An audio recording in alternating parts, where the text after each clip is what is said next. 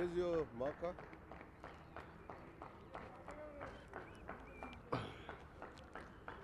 This one looks better than mine. Put it in your pocket.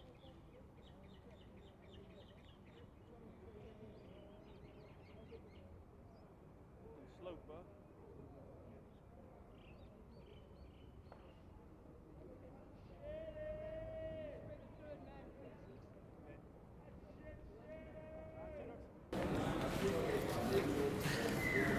Hello and welcome to the 2024-25 cricket season, and it's a very warm welcome to you from Supersport Park. From myself, Ken Borland, and great delight to have Iinyathi Maloney with me for the opening game of the Momentum Health Challenge. This is a new T20 pre-season competition that's been developed by the Momentum Multiply Titans, and it will see 4 Division 2 teams, and to start off with, we've got the Eastern Cape Iinyathi, formerly known as Border, who are taking on the Eastern Storm in the opening game today, and then this afternoon the Limpopo Impalas will take on the Northern Cape Heat, and it is a beautiful day here in Centurion.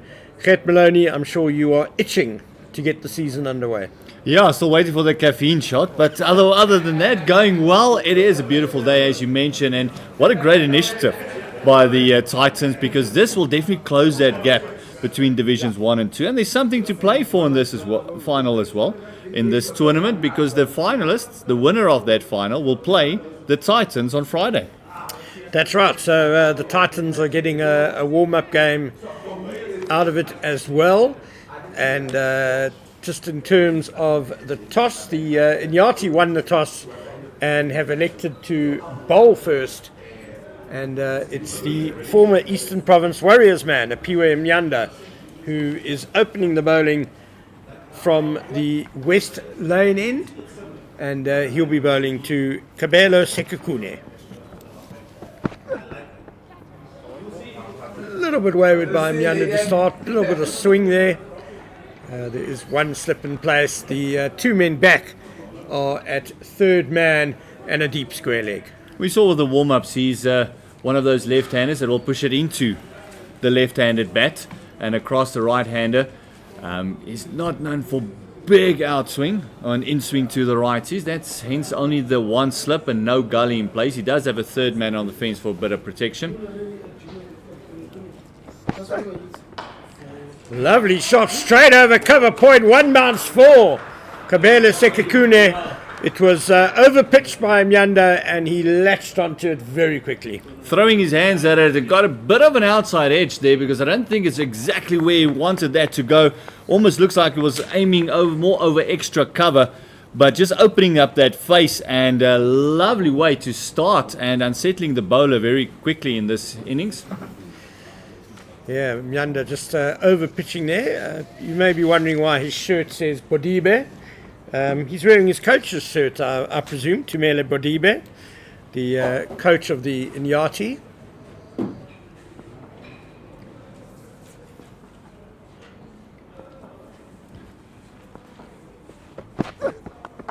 Again, hint to swing, but again, Sekukune's got it away, square of the wicket for another boundary. Again, just opening up that face and a lovely flick of the wrist, and he just slashed it between cover and point there. And this time a lot more control all the way along the carpet. As you can see, that one just opening up the face, just past backward point. Oh, second 4 in a row. Great start for Kabelo Sekukune. Mnyanda maybe just getting a bit seduced by seeing a bit of swing and just over pitching the last 2 deliveries. Just needs to pull his length back a bit.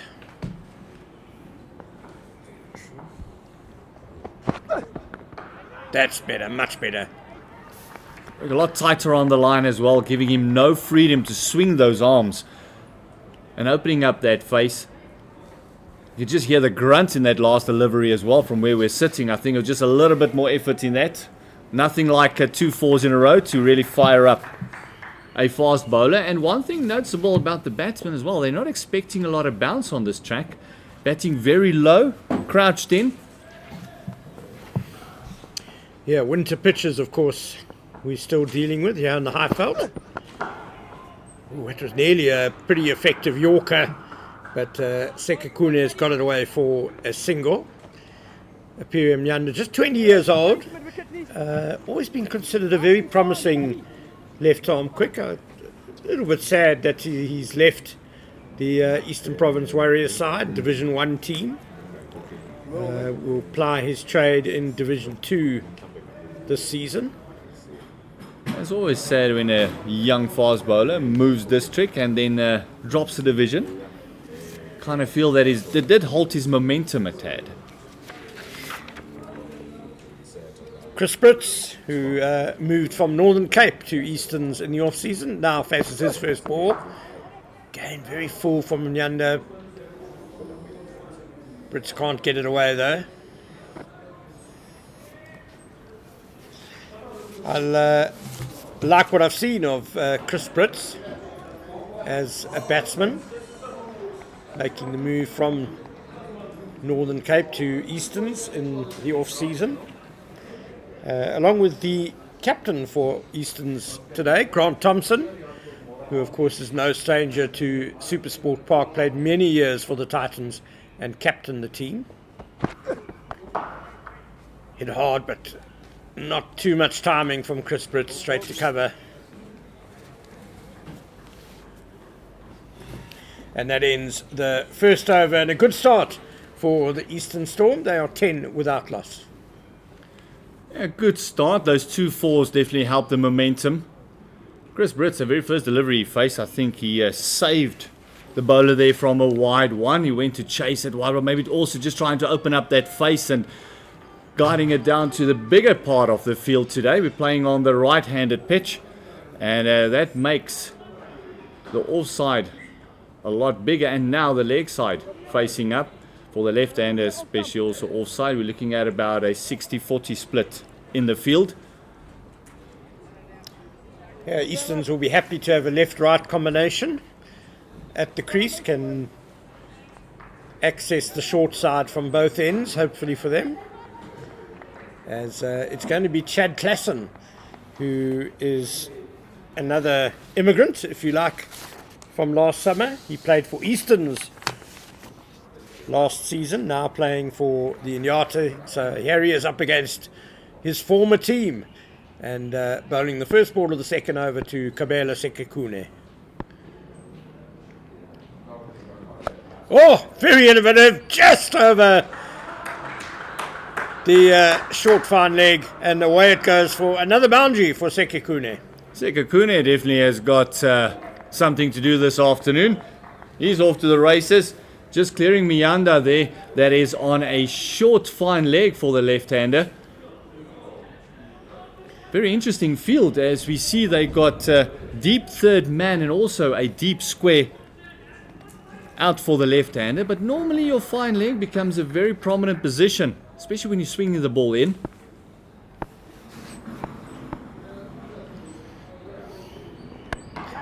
And now it's baseball batted wide of mid-on. That's going to be another boundary. Wonderful batting. Great start this by Kabela Sekekune. Oh my word, and what a start it is. And the bowlers not hitting their strides, not hitting the lengths. This one just overcompensating a bit from that. I think it was actually the batter that caused that length, because of the paddle, he didn't want to go too full. You can see on your screen, he's just dragging the length back, and batter just waiting for it. And as you mentioned, a bit of a baseball swing there. 15 love, another 4. Leaning back and giving it a good whack, Sekekune. A little bit of bounce, extra bounce there for Chad Klassen. So Kabela Sekekune, I love the intent. He is shown from the get-go here, and intent is clearly what he brings to the top of the Eastern's batting order. Last season's T20 Provincial Cup, which was in March, April, he struck at 142.25. His highest score was just 44, so he maybe didn't go on as much as he'd like, but certainly giving them brisk starts. Normally the nature of the aggressive batter. Some seasons it comes off, some seasons you get the starts, but because of your aggressive nature, you give chances. I'm sure Easterns will take a strike rate of 142 by their opener. He averaged 33, so he was pretty consistent. Just a change in the field. The slip is coming out to a wideish mid wicket and a short third man coming finer. Slashed away. Oh, bit of a fumble on the third man boundary. Nice big arm there by the man on the fence there. That is the biggest part of the boundary. You could see the batters just trying to maybe see if they can push for that second. But the change in field definitely caused by this flurry of runs by the left-hander. The impetus already in this innings, we're only 4 balls into the second over and 19 on the board already. It's been a fantastic start for the Eastern Storm, centred to bat. Oh, that's a bit wayward from Chad Klassen, not adjusting his line to the right-hander. He's one of those bowlers that you feel also takes a long time to get to the crease. He's got a mammoth run up. From where we're sitting, looks like about 2 or 3 steps past the 30-yard circle. So he does come in with a rocket pace as well. And you can see the intent he's running in. He's trying to hit that deck hard. That is a mammoth run up.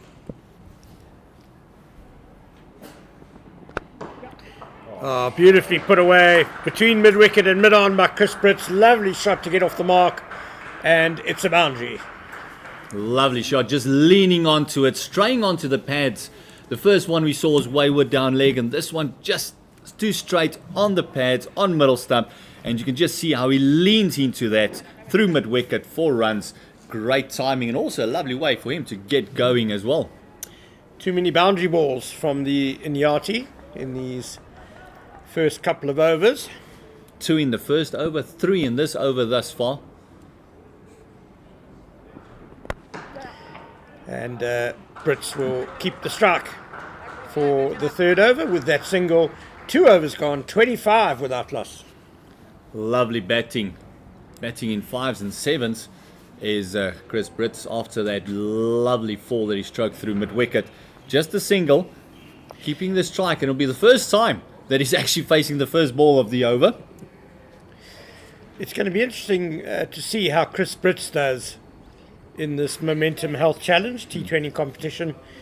He's predominantly been known as a first-class and a List A player for Northern Cape. Very impressive first-class average of 37.94, includes an unbeaten double hundred. And in List A, he averages 32.54 at a strike rate just under 70. This is just his second T20 match, though. In his previous match, he made a duck. So, in a way, it's new territory for him as he takes strike again to a new bowler now, Clyde Bokako, who was at the Titans last season, now has moved down to the Eastern Cape Iinyathi. It's a good start by Bokako. Yeah, you'll know this territory very, very well. Didn't have an explosive season last season, but he's very consistent. Was one of those go-to guys. Had a bit of a golden arm in 1 or 2 matches as well, where he picked up critical wickets for the Titans. You can just see the contrast in run-ups. He's just strolling in and trying to hit that deck hard. He's very languid, isn't he, Clyde Bokako, but sort of guy who just suddenly has purple patches with the ball and can get 2 or 3 wickets quite quickly. Yeah, he follows it up with another good delivery. Clyde Bokako bang on target right away. Just what the Iinyathi needed, having leaked 25 runs from the first 12 deliveries. 2 dot balls now. And you can just see the difference between someone that knows the deck, knows exactly where to bowl. He would be the inside info man in this team. One of those hard lengths. His boundary riders are at long on. And I'm missing one, I can't see. Oh, no, we've been praising him. That's a pretty average delivery, and they're going to scamper a bye as well. I imagine there we go, deep backward square leg, the other boundary fielder. That might change now that the left-hander is on strike. I think the field will stay pretty much the same. It might just be the ends that change. One will just come into backward points, and then they've got that deep square leg going out again for the left hand. Although he's shown no intent to pick it up from the legs, but then again the lengths and the lines have been a bit wayward from the bowlers at the moment. Quite a stiff wind is blowing as you look from right to left as Bukaka bowls. Oh, goodness. My word. Attempted slower ball. I can understand why they're appealing there, because it definitely dipped on Sekekune, struck on the body. That Slower ball. That looked very close. Here's the replay. Oh my word. I think the bowler's unlucky there, I must say. Oh, Maybe missing off, maybe just hitting outside the line. It could be 6 of the one, half a dozen of the other, and right on the hip. Yeah. So the batter might feel that he's a bit unlucky to get away with that no ball as well. It's just one of those where I think the benefit of the doubt went to the batter there. Sipelela Gasa, obviously a batsman's umpire, feeling that sort of delivery doesn't deserve a wicket.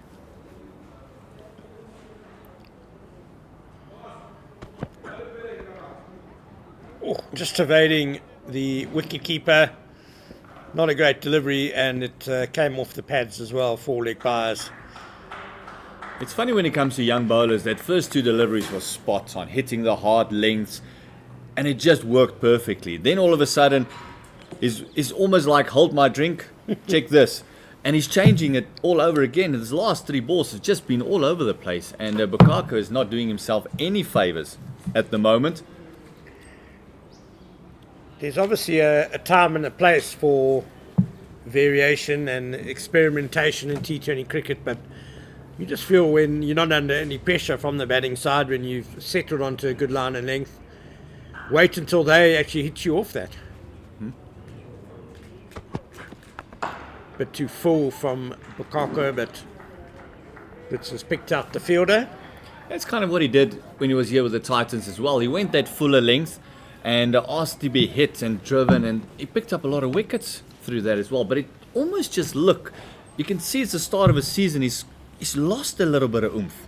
He doesn't have that zip that he had when he was with the Titans. It might be just start of the season, still a bit stiff, not a lot of pitch time that he might have had. So that could call into play where it's a question of you're not hitting those hard lengths consistently, and the consistency is not there yet because you haven't spent time on the pitch and in a game environment.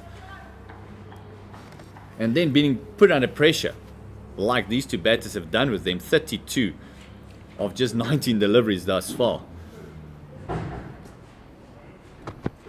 Oh, no.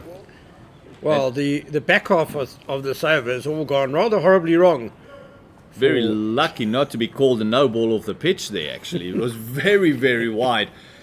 And, Joe, I said earlier it's 19 deliveries, and now basically 20 deliveries, but only 17 legal ones that's been bowled thus far.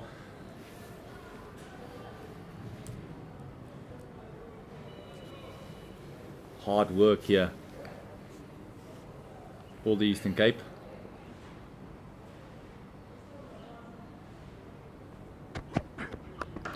Oh, it's a meaty pull shot, beautifully hit by Chris Brits against the wind, but it's the short boundary, and that's 6 runs, the first 6 of the match. It cluttered into that fence. I'll tell you what, Ken, that was about 20 meters off the ground. That was absolutely thumped. You can just see moving across to that off stump and just say thank you very much. I'll have a piece of that. He got into a lovely position, didn't he, to really power that away over mid-wicket. Lovely strike by Chris Brits, takes him to 11. It finally ends the Bukaka over. 3 overs gone, 39 without loss. Lengthy over there. The one thing that it does, especially with the long run-ups as well, it does put you under pressure to finish your overs in time. Yeah, and there are penalties in place for slow over rates, as that's very well adapted. Sekekune shaping to paddle again, and Chad Klassen followed him, but he still managed to get it away for 2 runs. Wonderful batting by Kabelo Sekekune.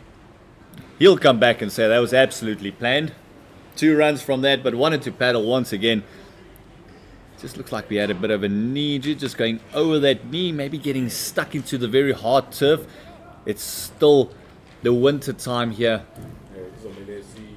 Winter pitches, winter grounds.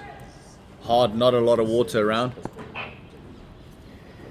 Jade de Klerk, the man hobbling. Bit full from Klassen, but the good thing was, well, I was going to say the good thing was he got it wide of the batsman, but too wide.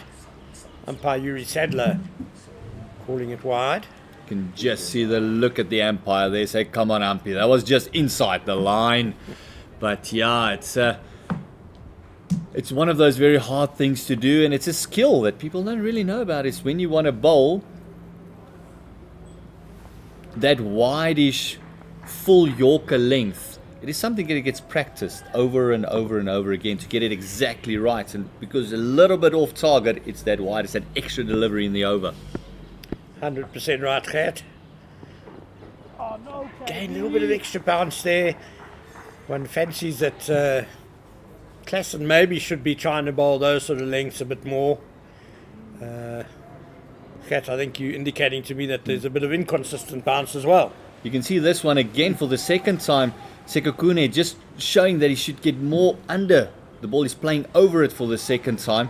So it could be that one that's a bit fuller just pops up a tad, and then one that's short doesn't come up as high as he expected it to.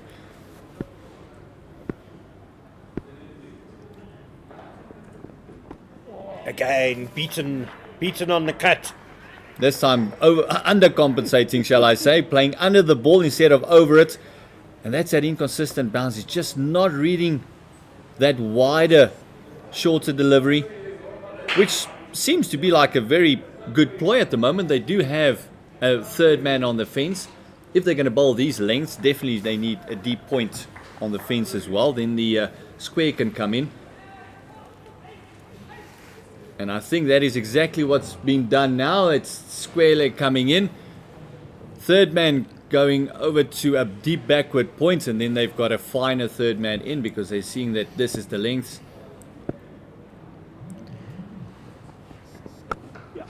And you'll see Kabelo Sekekune went and took guard right across his stumps there, anticipating the line and getting it away comfortably for a single.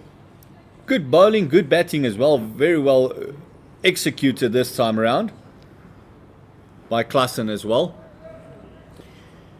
Klassen is also wearing a shirt of a member of the coaching staff, wearing Rowan Richards, the assistant coach, wearing his team shirt.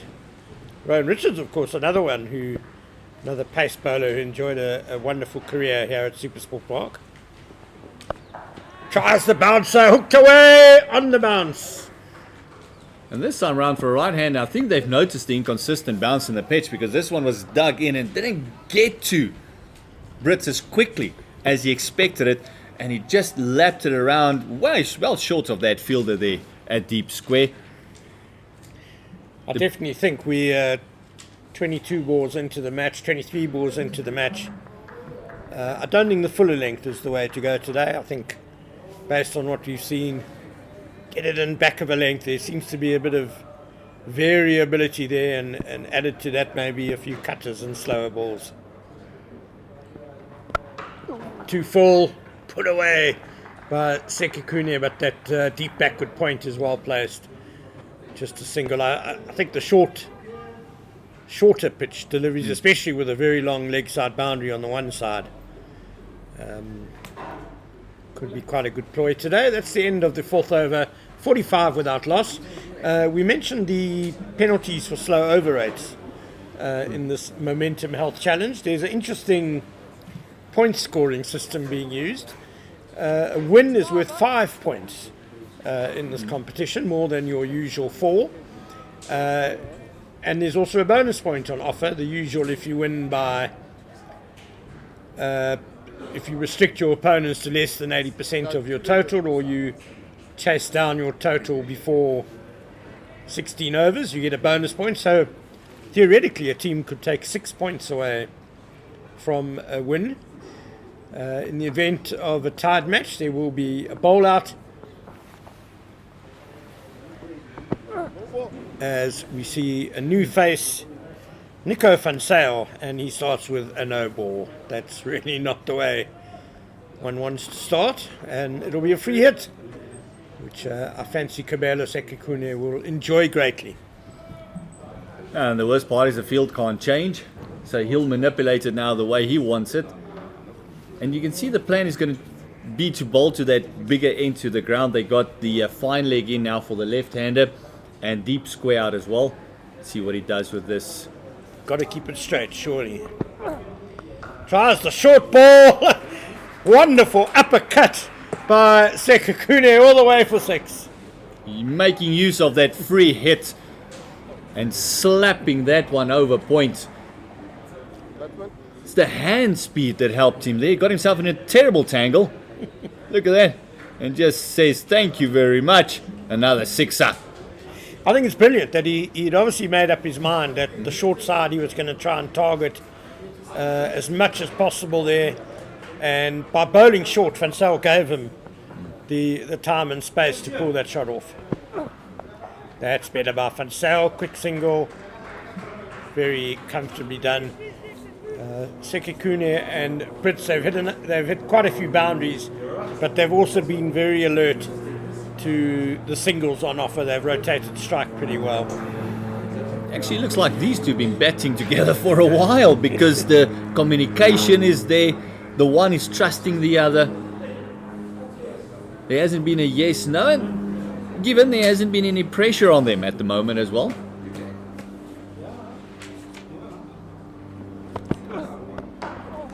Mistimed pull. They will get the single to mid-on. So just to complete the competition format, so slow over rates will be a 2-point deduction on the league table. In the event of rain, 3 points for each side. Well, not just if there's rain, if there's a no result, I presume. Although, to be honest, rain looks a long way distant here on the Highveld at the moment. Again, a well-worked single. Although I've probably doomed us now by talking about the rain. Yeah, well, I must admit, I think this time round your words, we would love to come to fruition, but even I think in a 100-kilometer radius, even the people back in the Vaal will love the Vaal River to get some fresh water in as well, the Vaal Dam. Nighttime rain, that'll be fine. We don't want the cricket to be interrupted. Perfect. In this momentum health challenge, as Nico van Zyl is just moving his third man quite a long way squarer. He's almost a deep backward point now. It's a deep backward point and a sweeper out on the fence. Flat batted hard on the bounce to mid-off. They won't get a run there.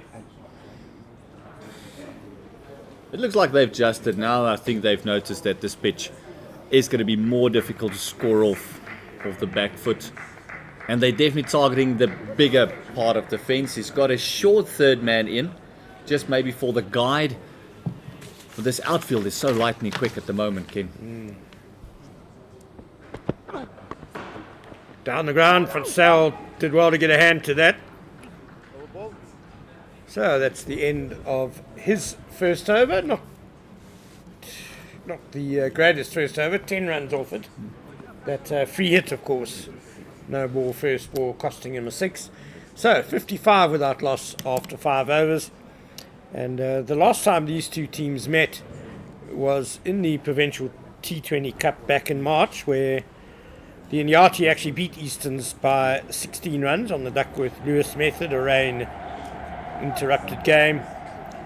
And just in terms of that competition, the border team, they were decent in T20 cricket last season. They finished fourth, lost to the eventual champions Limpopo in the semi-finals, and Easterns finished fifth in that competition, 3 points behind the Iinyathi. Here's Tlali Bukaka back from the Henops River end. Oh, nicely steered down to third man, just a single. And that competition last year, it was the consistency of the Limpopo guys that actually got them through. The big games, they made it count, and then also that semi-final, final, what games it was. And they'll be in action here as well. We will definitely see a couple of their stars coming through the line. Their process has been very good. Their feeding system has picked up tremendously over the last couple of years, using their rural setup as well, very well. Short ball from Bukaka and gets him the dot. You could just see Brett. Oh, he was itching to go for that, but he knows the trap he's set. How long can he hold off? Bukaka can bowl 2 of those. He almost got himself on the wrong side of the ball there, really, Brits. He backed away outside leg, when if he'd stayed in line, he probably could have hooked it on the leg side. Premeditating to the short end, I think.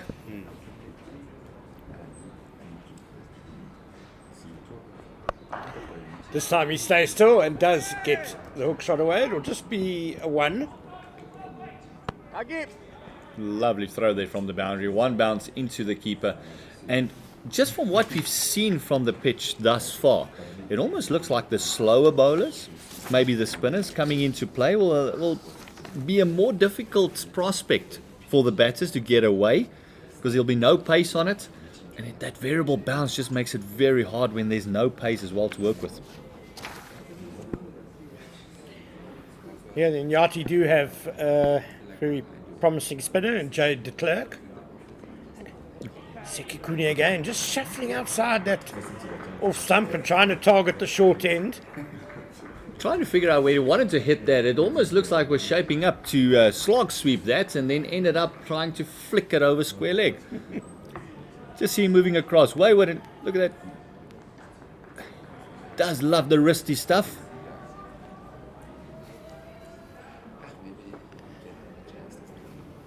Not a tall man in stature. He's Sekikune, but a very powerful bolt man.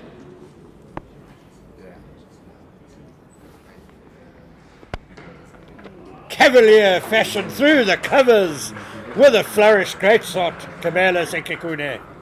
It's almost like he read the mind of the bowler there. Going across once again, the bowler thought he was going to go for that pick-up flick again, and then just open up that blade like we saw in that first over. Opening up that blade, flicking the wrist. Just look at those wrists coming through.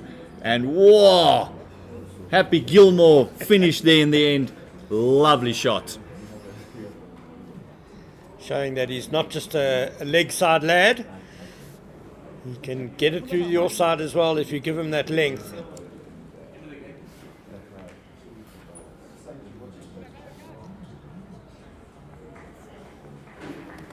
Bukaka coming in for some tap.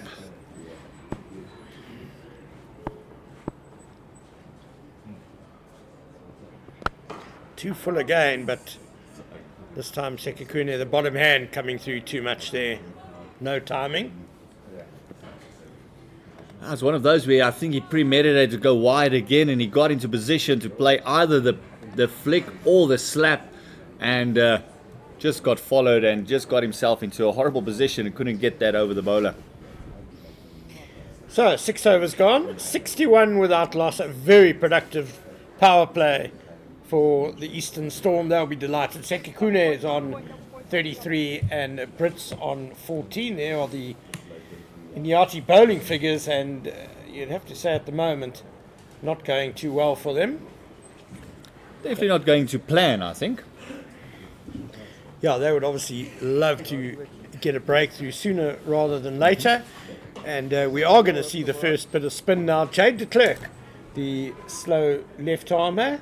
He's had a fair amount of cricket under his belt in the off-season, playing for the South African emerging team in Zimbabwe. Had a good time there. He got a fifer in the 1 4-day game. Tosses it up and straight away he's bowled it. Chris Brits just totally deceived by the flight. And just look at the reaction. It's like almost they can't believe they just took a wicket. First ball up, everyone dumbstruck.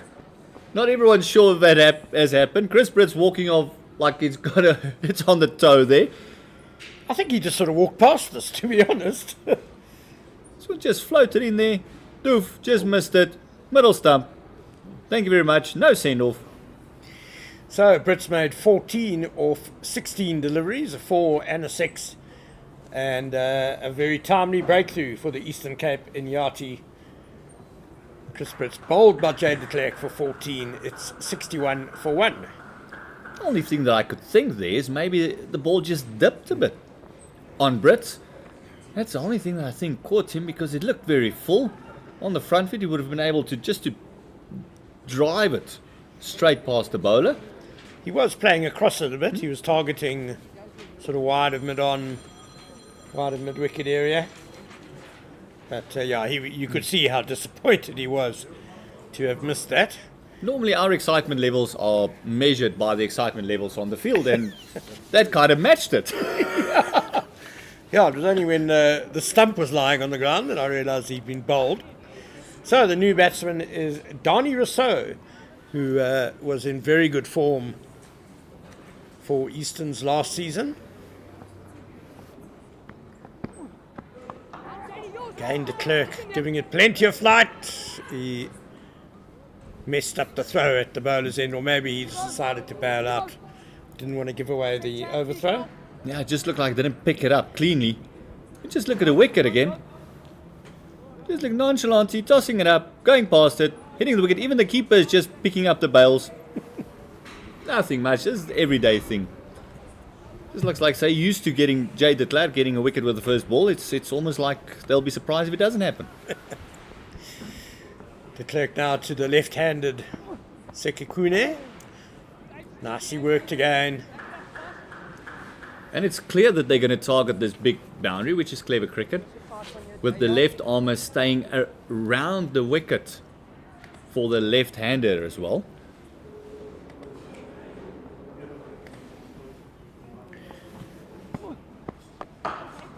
De Klerk's boundary riders. He's got 3 men on the leg side, which is the short side, bowling to the right-handed Rousseau. Driven down to long off, who's one of 2 boundary fielders on the offside. The other fielder at a deep cover point. I'll tell you what, he's not wasting any time, is he? This over has gone like a rocket, including because he only has 3 or 4 steps coming in. Whatever time they've lost, he'll make up for them. Bit wider this time. Sekekune getting himself into trouble on the sweep shot there. But that ends a pretty good first over from Jay de Klerk. He got the breakthrough and conceded just 3 runs. It's 64 for 1 after 7 overs. And it's a very good morning to Pendulo Magubane.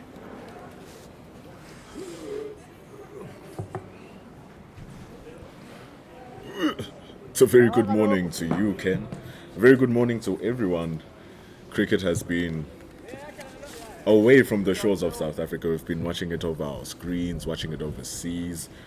And now we are here in the pre-season tournament. Thank you to Momentum Health for making it happen. As we see all of these Division 2 teams, 4 teams playing against each other to just get their juices flowing. And the grand reward will be playing against the Division 1 former champions in the Momentum Multiply Titans. So why wouldn't you want to be here? Great to have cricket season underway again. And there's a definite buzz of excitement amongst all of us who are here at Supersport Park. And also it's been an excellent start just saw how anticlimactic the wicket was between you and Ken. Oh, okay, oh, wow, okay.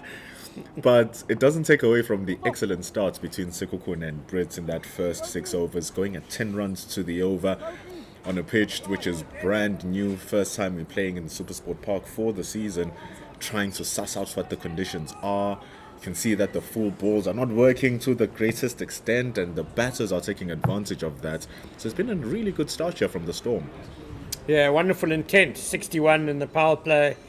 You'll take that any day of the week, especially without losing any wickets. And the man who's really driven that is Kabelo Sekhukhune. He's still there on 34 not out. And he'll want to go on and make it a big match-winning contribution in this game. As we said earlier, just pushing on is maybe one area of his game that can improve. Clearly has all the strokes. Looking at that drive, just finding the man straight at the covers. And he really had a good season last year, including that fantastic 200 that he scored, blowing the headlines around the Division 2 calendar. Sekhukhune, we only know Futumi, and all of a sudden Kabelo is also now saying, I'm here. He's been around for a while, and it's only now that he's really starting to put his game together, and he's starting to make a really big mark for himself. Oh, slight appeal, but clearly just snapping the pads and going through to the wicketkeeper. Yeah, I'm not sure if they were... Well, it must have been an LBW appeal, but he's outside the line of off stump there. Love how he's keeping Nyanda on his toes. He's not just standing still, using that crease really well. Yeah, he's full of innovation, Kabelo Sekhukhune. Willing to try things at the crease. Most of it has come off. It's a full toss. It's going to be a quick run. Fantastic effort from the field, however. Sekhukhune, showing that he also has the ability to run through the wickets, moves to 35. He's run very well between the wickets as Kabelo Sekhukhune.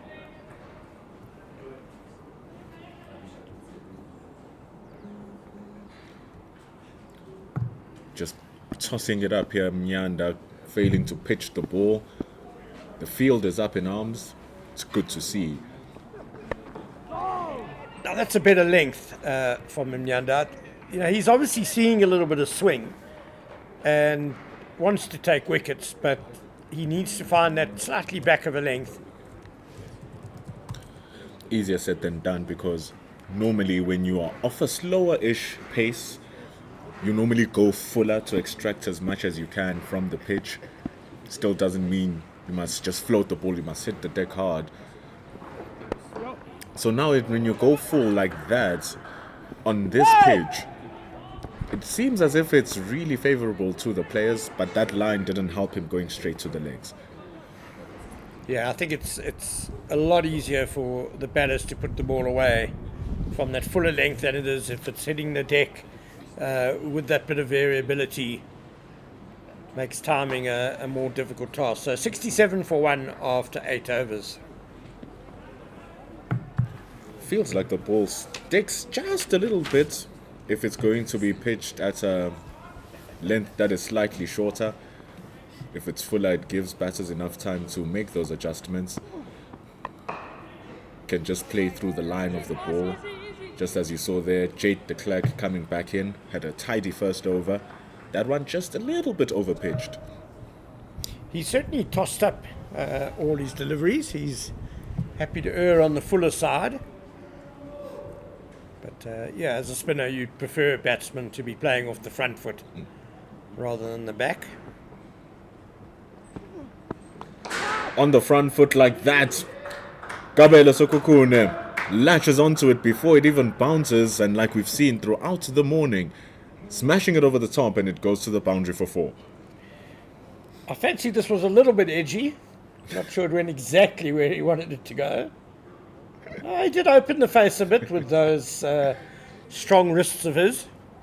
We'll give him the benefit of the doubt.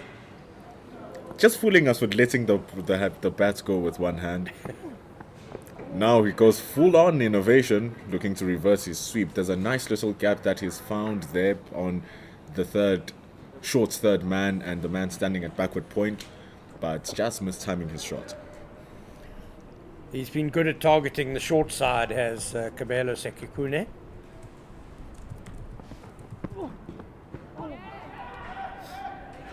Donny Rousseau now. He hasn't been much in the picture. It's just been the Sekukune show. He's only faced 8 of those deliveries. Haven't seen much impact. But, like we said, tricky business just getting yourself into the game here. Advances down the track. There's a man standing at long off who's going to cut it off before the boundary. A slight little fumble allows for the second run to come through. That was nicely played, nice use of his feet and nice confident stroke down the ground. Product of Waterkloof High School, Donny Rousseau.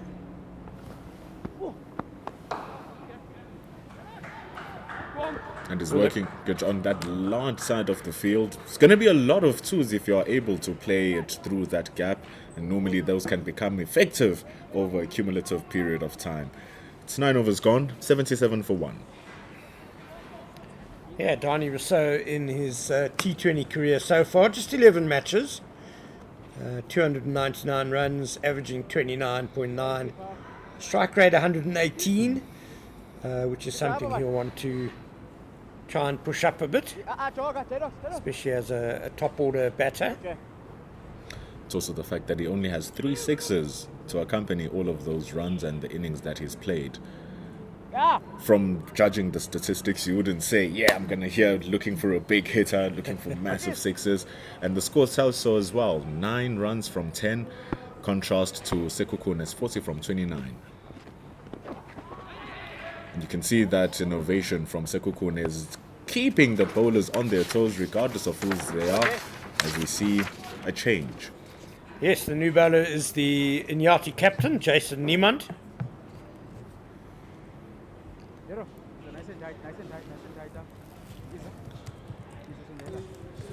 Jade de Klerk has been able to control a little bit of what he's been doing with the ball, with the lack of pace. Took Sekukune dancing down the track like what Rousseau just did there to get a boundary off Jade de Klerk, and maybe that's what they're going to use to just destabilize the batters here. Donny Rousseau is also just dancing down the track. Man at long off keeps it to 1.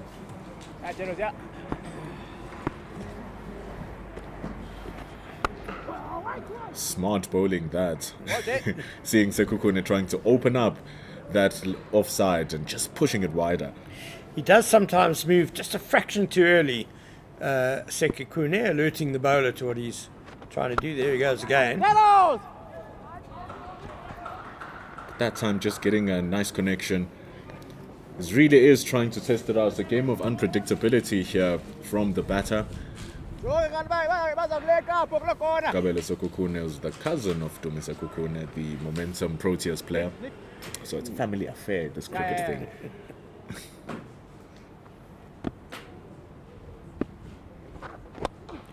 Donny Rousseau gets a thick outside edge. The man standing at short 45 thought he had a chance there, however, just climbs over his head. They save.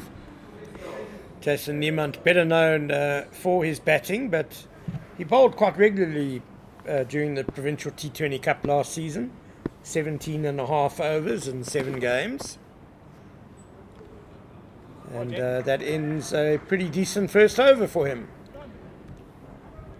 81 for 1, and we've reached the halfway mark. The Iinyathi winning the toss and sending Easterns into bat. And just in these last 4 overs, they've pulled things back really nicely. Easterns had raced to 61 without loss in the power play. And since then, they've added just 20 runs in the last 4 overs and lost the wicket of Chris Brits for 14. Now it's Donny Rousseau who's just really trying to find his footing here. Seems like Sekukune and Brits, if they weren't scoring those boundaries, they were able to rotate the strike pretty well and to a free-ish extent. But also at the same time, you might say that the removal of pace and bringing in slow nature of the change bowlers might affect how the players bat. Nico van Zyl is back into the attack, and you see immediately that extra bit of pace brings a pure connection on the bats, and it's just the man standing at long off to keep it to 1. Nico van Zyl was a regular in the Iinyathis T20 side last season. And interestingly, another man whose roots are in Easterns, played for Easterns under 13s. It's a big area of it produces a lot of cricketers, Easterns, doesn't it? It's a good place to be, Gauteng, if you are looking to develop your cricket, because there's so many different structures you can take advantage of.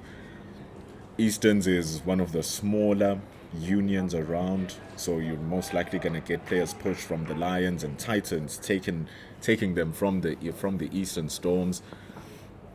It's a nice place to go if you want to develop yourself, especially right now with their coach, the much known and iconic coach Jeffrey Toyana, much loved around in the cricketing fraternity as well. For sure, he's a legend of South African coaching. Eastern's also a very good nursery, though. I mean, I just think there are a lot of cricketers who grow up in that province and who end up playing elsewhere.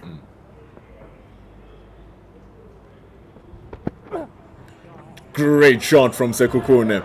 He has been hunting that down since he started facing Van Zyl, and when it works, it looks absolutely gorgeous.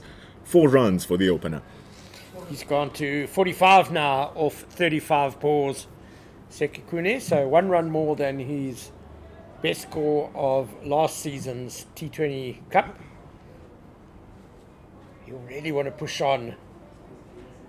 He's laid himself a perfect platform and given his team a fantastic start as well.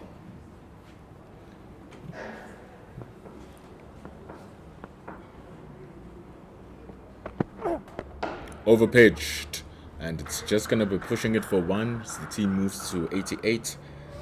And you know, these are the times when you watch innings like these where you have to understand. Watching the game sometimes overhauls what the stats say, because stats are cumulative from the time you weren't playing at your best, from the time you're trying to find your feet. Now when you have found your feet, when you look at Kabelo Sekhukune's average of 19, and you look at how he's playing, it doesn't connect. Quite right, yeah. He's definitely a better player than that, and I think someone who's improving every season as well. Nico van Zyl gets punishment in the same fashion from the different batter now. Fantastically done from Rousseau. And he kind of signalled, I think, to his captain there, a bit of frustration, saying, well, I bowled so far outside off stump, like you said, and I'm still being scooped for 4. But I fancy the length is just a bit full. Again, he needs to be... He's a big, tall lad. You know, use that height, hit the deck a bit, use the variable bounce. Also at the same time, maybe trying to bowl to that offside to get away from the short boundary. And it's funny how often that line outside the off stump, whether it's going to continue outside the off stump or come back into the stumps, is always just so effective. That one was that example. Trying to hit it hard, Rousseau, but only to a fielder for 1 run. It's the end of 11. It's 93 for 1. A better length, that last delivery from Nico van Zyl. It's so tricky here, Ken, because if you bowl too full, you're going to be punished. If you bowl too short, the ball just stands up for you and says, please hit me. The margin of error is basically non-existent. That's the T20 game, isn't it? So bowlers really have to be on top of their skills. Jason Niemand continue from the end of the end. Whoa! And that is the end. That is the end. The spin bowler comes and he brings yet about another wicket. 2 wickets for the spinners, and Jason Niemand takes the wickets of Danny Rousseau. Yeah, it was very well bowled. It was very slow. and pushed wide. I think he saw Rousseau make a move, trying to give himself room, pushed it wider, and Sidisi Malika completing the stumping, and Donnie Rousseau is out for 17. Fantastic work, both from the bowling and the wicket-keeper. Great take. And you saw from the replay there, no doubt on the fact that Donnie Rousseau was out of his crease. So that brings in the new batter for the Eastern Storm. Their progress slightly being derailed here. They were going at a point in time looking good for 200, and now it's just been pegged back by the good bowling of your slower bowlers. Niemand is 1 for 4. De Klerk is 1 for 13 in 2 overs. Kyle Landsberg is the new batter. Just been hit away. Like to say it's actually Grant Thompson who's come in now at number 4. Wearing Landsberg's shirt. Oh, they love doing that, don't they? I see that they're playing a prank on us broadcasters here today. Butti is here wearing someone else's shirt. De Klerk wearing someone else's shirt. But it is indeed Grant Thompson, one of the new players coming in, also taken from the Northern Cape Heat. Sekhukhune takes that over the top. What a smashing blow. 6 runs. What a stylish way to bring up his half century. Yeah, of just 37 deliveries, and he's batted really well as Kabelo Sekhukhune. He's set the tone for this innings right from the outset, from the first over. 7 fours and 2 sixes. Wonderful knock.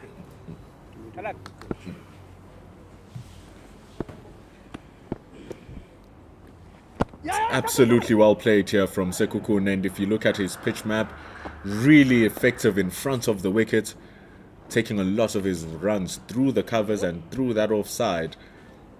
He's also scooped and paddled really well, so he has scored all around the wicket.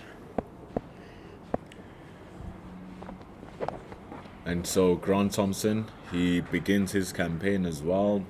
Just doing the smart thing here, rotating the strike. There's no need to try and do what Sekhukhune is doing. He's earned it for his half century. Also at the same time, the Eastern Storms, they have reached their century within 12 overs. It's 103 for 2. Grant Thompson, an Eastern's product originally, but someone who knows this ground extremely well. He's spent 8 seasons here with the Titans, captained the Titans, integral part of trophy-winning teams. Then went to Northern Cape for a couple of seasons, and now back to Easterns as well. But a really quality player and a very experienced campaigner. 1-1. Talking about that experience, you can just see it from the way he's starting his innings. It's very well measured, well calculated. He's placing the ball well. 36 years old is Grant Thompson, so experience indeed. Yeah, he'll know that his role is to just feed Sekhukhune the strike. That's why you feed Sekhukhune the strike, but has he gotten himself into trouble here? Well placed from Sekhukhune. Splendidly placed, actually. Right in between backward square and the man at deep mid-on. It goes for 4 runs, and now officially it's 100 runs up for the Eastern Storm. Yeah, the scoreboard suddenly decided to subtract a few runs there. But a bit top edgy there from Kabelo Sekhukhune, and I think more fortunate than skill that it landed between the two fielders. Some call it fortune, some call it skill. That is great fielding there. Superb skill in fielding that. No fortune needed there. Very well struck reverse sweep by Sekhukhune, and as you say, super work on the boundary to save the 4. It's like you're saying, he's playing the ball everywhere. He's genuinely, he hasn't played a ball the same way ever. He's every single delivery he changes up. There's never 2 consecutive deliveries where he's being predictable. That's what's messing up with the bowlers a little bit here.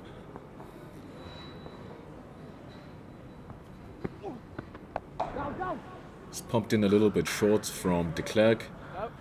Safe as always from Grant Thompson. De Klerk is halfway through his 3rd over. Done a good job, 1 for 21 so far.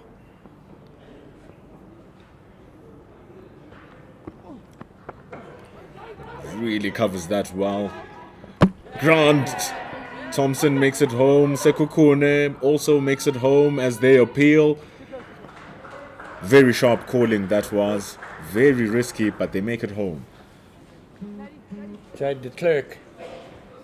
Good fielding off his own bowling. Umpire Garza very well positioned. Come, boys, come. I fancy he made it. Sekhukhune is deceptively quick, actually. You wouldn't think of that. He's short, he's a little bit stockier in build, but he gets across really quickly. And we've seen 13 overs end at 112 for 2. He's run very well between the wickets, has Sekhukhune, just adding to the boundaries that he's hit. And there's another one. That is beautiful to watch.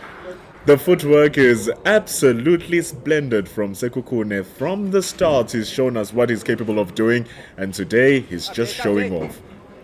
Yeah, and it's important that you don't let the 6th bowler, dictate terms, don't let him dominate. And Sekhukhune has clearly decided to target Jason Niemand. And 6 off the first ball of the over certainly piles on the pressure, and there's a bit of a consultation going on Come on. now on the fielding side. Like how you put that, can't let the 6th bowler settle. He was looking good, 2 overs, just 12 runs. Sekhukhune clearly has had enough of that, like you said. But it's smart bowling, they're just pushing it wide in response to Sekukhune's movement. Very wide. Sekhukhune didn't hit it, so I wonder if it should have been called a wide. Maybe it's that point you alluded to earlier. Christopher! It's that point you alluded Back to to me, Chris. earlier that Hey! maybe Kabelo takes his triggers and movements just a little bit too early. So the bowler can adjust, and I'm sure the umpire just takes that into recognition, saying, okay, I see why you bowled that particular delivery.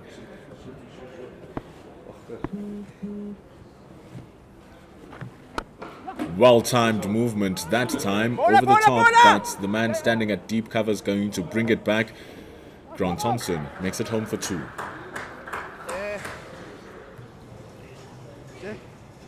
This could well be Niemann's last over, but he's done his job really. Bowling 3 overs as the 6th bowler will take a bit of pressure off him as captain in terms of the options at the death. And it's getting a proper send-off if what you're saying ends up being the truth. Another boundary. Now the over's gone for 14 runs in its first 5 deliveries. It's a big one for the Storm. Yeah, and superb again by Sekhukhune. It's perfectly timed, sweeping it in front of square as well. This time going wide. He's going to be very happy that he got bat on that, because he would have been in a little bit of trouble. But 14 overs gone. So many runs snatched from that. 15 to be exact. It's 127 for 2 as Ken evades the microphone and says bye-bye to us. We'll see him again in the second innings. Tate Maloney joins us for the final act of this first innings. And I'm always very conscious when I'm with you, Pendulo, the man with the golden voice, and then replacing the man with all the wisdom in the world. I mean, yeah, talk about being the greenie amongst you guys. Look, you did bang in the middle of us quite literally as we sit right now. Yeah. So maybe also I'm in the terms ham of in what the we sandwich. bring, you know, you're the guy who just covers all the boxes. Chaka, chaka. Now we're gonna see what's gonna happen in these last Everyone's 6. got one in the family, Pendulo. But yeah, the action has been phenomenal. Sekakune is on his highest total in T20s, 74, and he's absolutely smashing it. He just, except for getting himself into one or two weird positions, he just does not look troubled whatsoever. Ken Klaassen steaming in, and again, just that little cheeky flick. That is in between that short third man and the keeper. 4 runs once again. He's been playing that shot extremely well, Geert. He's just been toying with the batters. It seems as if he has all the time in the world as well, Sekakune. Look at how late that reaction was, how snappy it was, and the timing is excellent as it has been throughout the innings.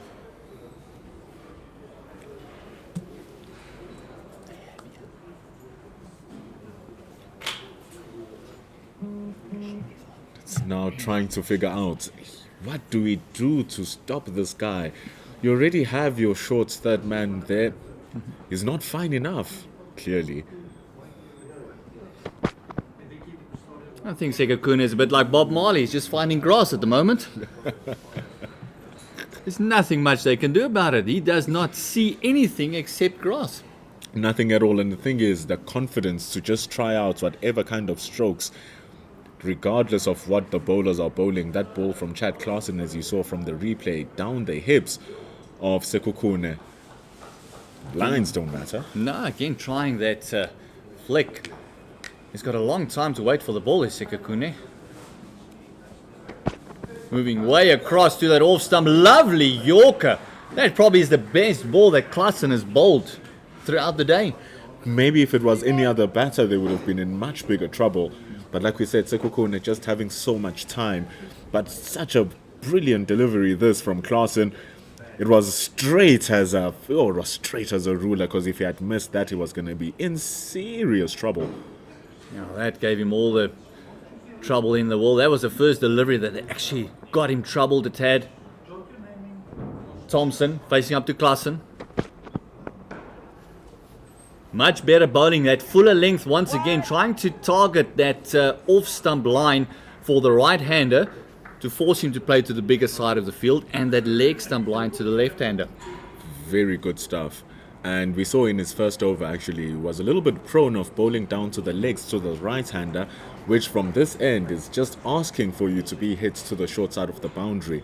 So it's a good adjustment, this, from Chad Klaassen, understanding where he's going to be most defensive on the leg side of the left-hander.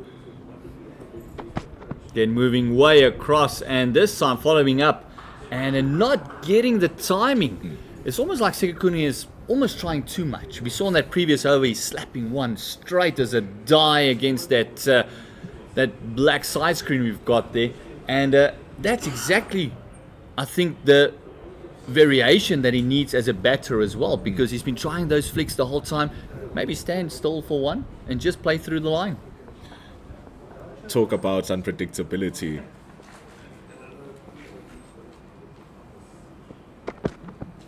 Going wide again, this one going extra cover. Up easily played. Is the fielder going to get there? It is a long chase. And did very well to keep it down to 2 runs. Jade de Klerk having to run around there. That flick backwards, almost rolling back, straight back into the boundary, would have nullified all of that work. And a strong arm for a spin bowler, making all of that distance. It was a good-looking shot, though, from Grant Thompson. He's slowly starting to make his way. It's the first time he scored more than 1 run from a ball. He moves to 8 at the end of 15 overs. But I think giving the strike to the man in form at the moment in this first game of the season, Kabelo Sekakune is on 80 of just 52 deliveries, striking at about 130 about, and doing a great job. The wickets that's fallen is Chris Brits for 14, and Daniel Rousseau was stumped from Niemand for 17. Rousseau was starting to find his feet a little bit. They're going to be happy that they were able to remove him, but the main target now for the Eastern Cape Iinyathi is the man batting in Kabelo Sekakune. So they bring Claude Bokako, a man who knows this ground better than almost everyone here. See what he can do. Again, moving across a lot to that offside and pushing for 2. Very dangerous, but fantastic running. I'll tell you what, the communication between these Eastern Storm batters has been phenomenal. It's been excellent here, Gers, because that was actually a very good ball from Tlhadibokako. Starting with a slower delivery, there was no pace for Sekhukhune to work with. The ball barely left the inner ring, and they were confident enough that they're going to make it back for 2. Stamina. Is it really the first game of the season?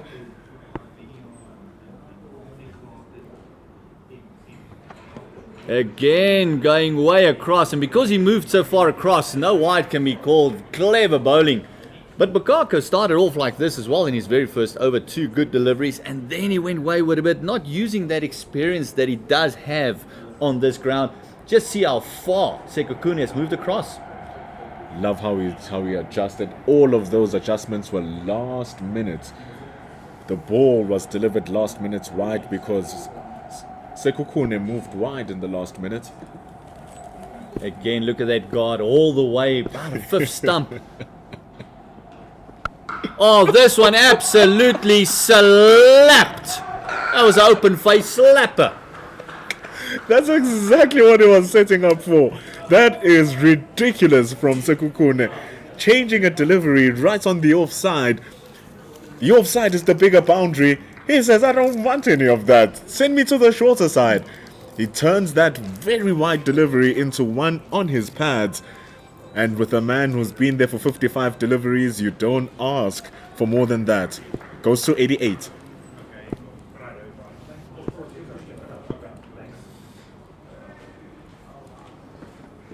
Oh, again, looking for that cheeky shot. Oh, he is frustrated with himself. He's not getting that reverse paddle away at the moment. But oh, look at the power on this. Again, just going wider, looking for that paddle, and clever bowling by Bukako. Going a little bit wider than the previous delivery. Would just like them to drag their length back a tad. Just hit that hard length because there is inconsistent bounce in the deck.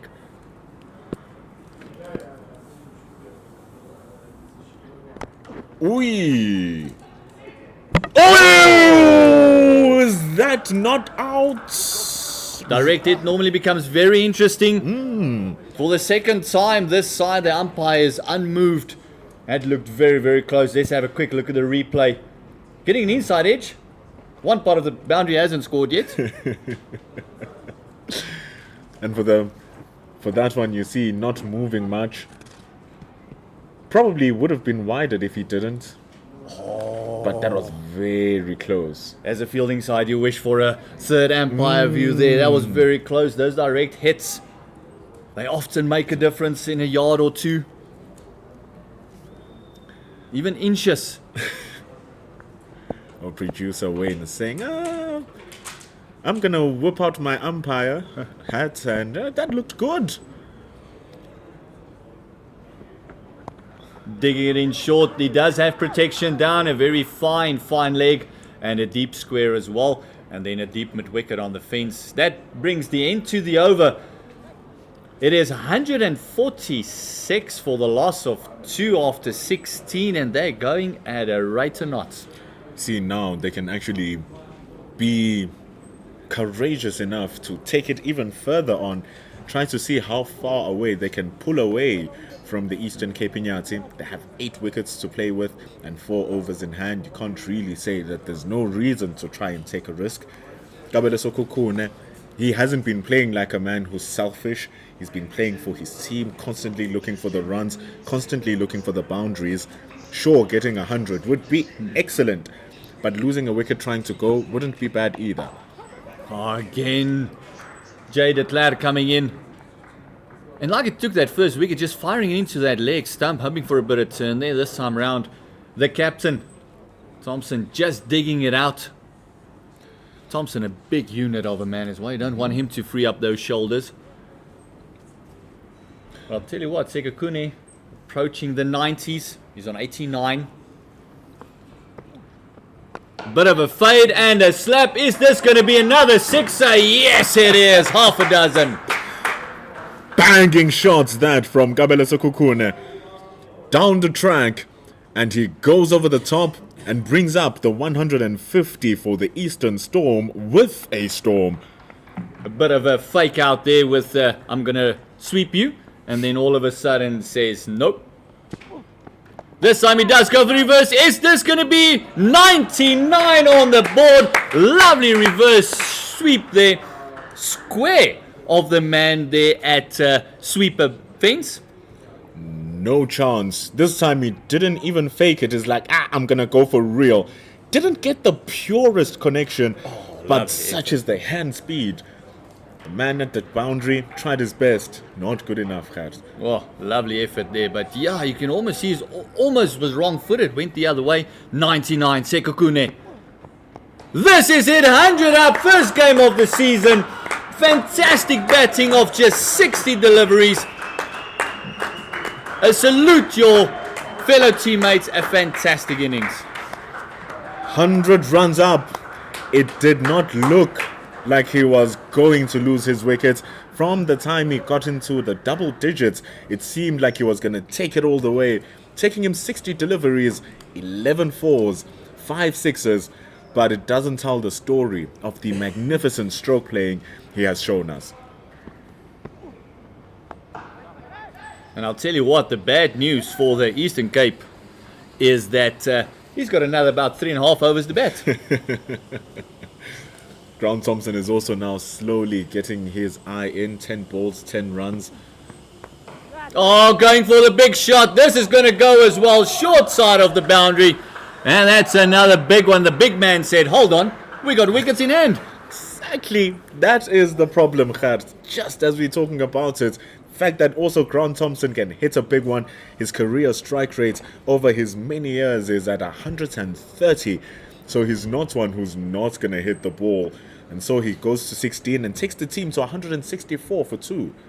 Just look at the scorecard there. Kabelo Sekokune, 100 of 60 deliveries. But I think the story would be the bowlers.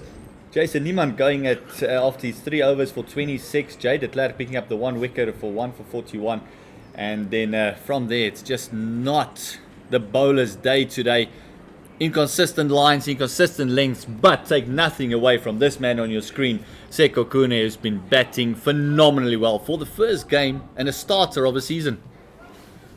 You are setting it up for what this rest of this week is to come. Firstly, teams playing each day.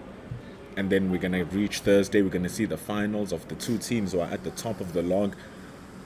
So the Eastern Storms with Kabelo Sekokune are saying, yeah, we also want to play Titans. And look at where he's standing. That's how you're showing that I am on top confidence. Any young player watching, don't look now where he's standing, please. Left armer, just this is what I was talking about. Stand and deliver. That variation didn't go for the flick. He just stood there, left armer coming in, and just spanked it over his head. Arturo bowler, where do you bowl? Groin's Where tight, do you you don't bowl? bowl. The moment bowling at Sekokune, no, you don't want to. I pity the bowlers at the moment. I think he's seeing as big as a beach ball at the moment. The way he's doing it, he's completely eliminated that big side of the boundary. It's gone out of the equation now. Standing on about 6 stump. I almost think this is a better ploy. Actually target that pads of his, because he hasn't played a flick off the pads whatsoever. Maybe get another man in there on the square leg fence and just go full and straight at his pads. Maybe he'll flick it off the pad and he'll pick up a bit of a lucky wicket like that, or maybe buy one, at least get him off strike. But he hasn't flicked it off the pads. He's been powering it down the ground and playing those paddles. This is the best result for the Eastern Cape, getting him off strike. And now you get Grant, the captain, saying, hold on, what did that commentator just say? I'll just bang it past the bowler. I'm not sure that they're happy if Grant Thompson is on strike. I'm not sure if Sekokune is on strike, they're happy either.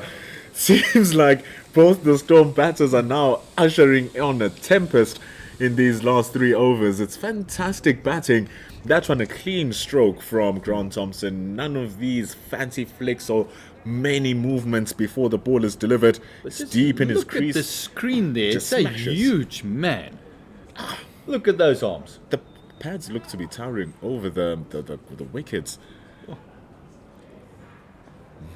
Is he a rugby player or a cricket player? Oh, this one banged in short. Lot better. Getting it right up to the throat of Thompson. And a bit wide as well. So he's dragging it from outside off. Just can't get it onto that big fence bunker. The Klerk just throwing it in. Looks like also Meander, they're just releasing it with the back of the hand, trying to release the pace from the ball, making it harder for Grant Thompson to get a pure connection, plus just a little bit of extra bounce with that variation of how he released the ball. Now it's Sekhukhune. Oh, who do you bowl to? Who do you want to bowl to? Oh my word, a big wide there. Great take there by the keeper. I'll tell you what, that was a fantastic take because that was going to the fence as well. For the first time, you see that idea we were talking about, going down that leg side, but just failing to do so.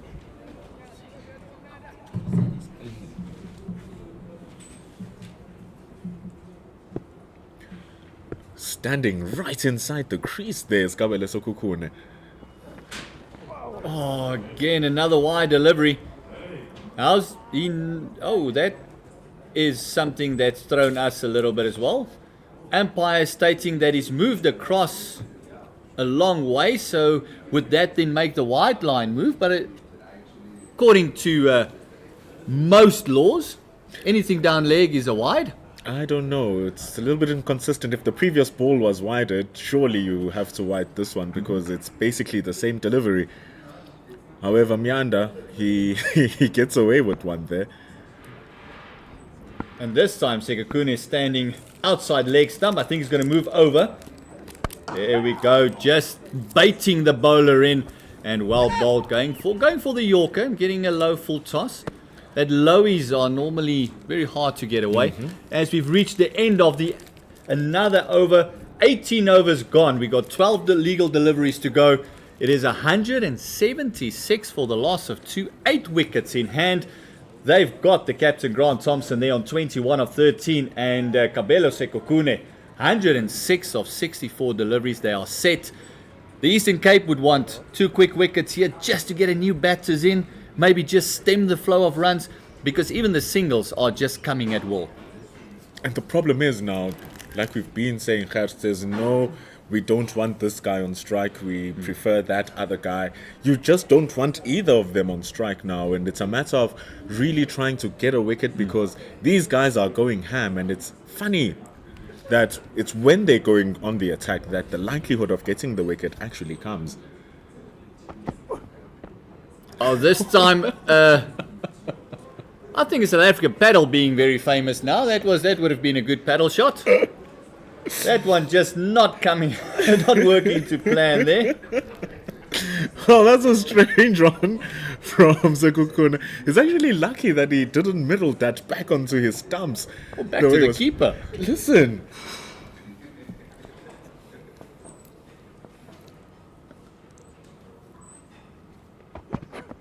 Oh, full toss again. Another 6, half a dozen. Sekhukhune is not going to let that go. It's wide, it's a full toss, you are asking for it to be hit. And like we saw earlier on, Sekhukhune is deep in his crease, so he has that extra fraction of a second to determine what to do with the ball. And just look at the timing, the swagger that he played that shot with. It's beautiful batting from the opener. And not even close to a fielder. Even if the fielder is just seeing grass, as I said earlier, and they're not attacking the big boundary. Dig it in. He hasn't hit a 6 to the big fence yet. Yeah. That looked very, very close. It was a very half-hearted appeal. I think if there was a little bit more effort in that appeal, it might have swayed the umpire. Has he given him out? Oh, fantastic. Another one of those where there's been absolutely... Look at the bowler walking back. He's not even happy.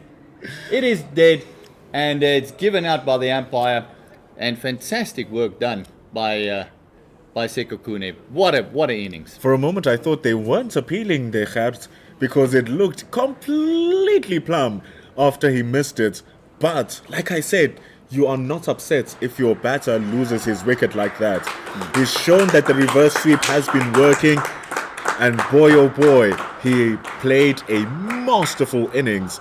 70 runs through the covers because of those reverse sweeps, because of those extra cover shots, and he plays out a magnificent 112. As you see Devon Murray coming in.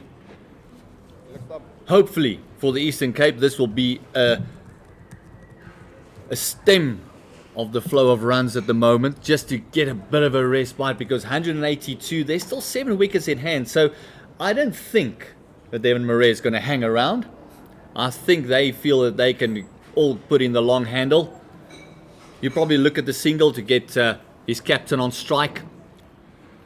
Devon Murray, one of the products of the recent under-19 South African squad. Good hit of the ball is Devon Murray. Going wide and starting off fantastically played.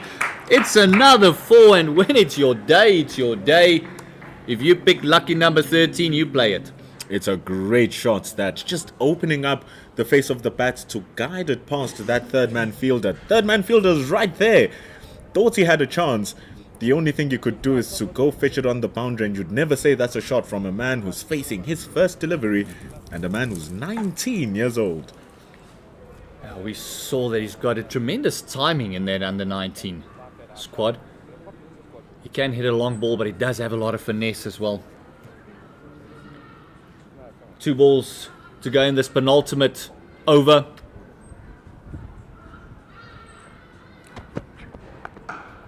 As we saw their lovely scrumptious shot through the covers. How long has he been batting? That's a good question. I think he just took all of Kabelo Sokukune's eyes and all of the experience he had in his innings and just carried on in spirit, because the timing is exquisite, the placement is good. I think he just took 18 overs of throwdowns now before he came in. Grant Thompson, the captain, facing up. Last delivery of this 19th over. Bit of a pitching wedge there. They're going to turn for the second. There was no doubt in Thompson's mind that he's going to go for that second. Fantastic work. It's on that big side of the boundary. It was played right in between the third man and deep backward point.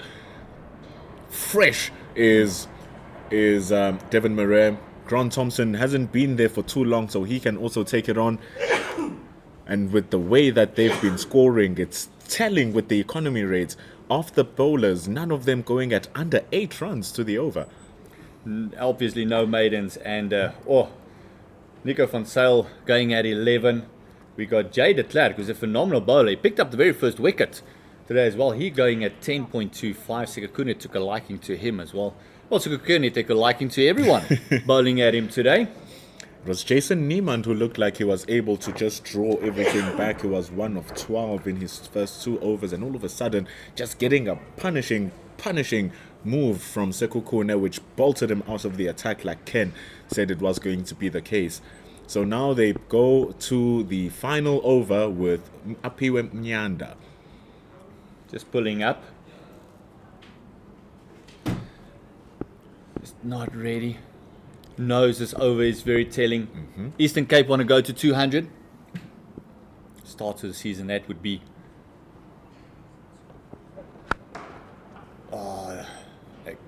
But lucky to get away with that. I think that Murray was eyeing up that deep mid wicket, and it just rushed him a tad.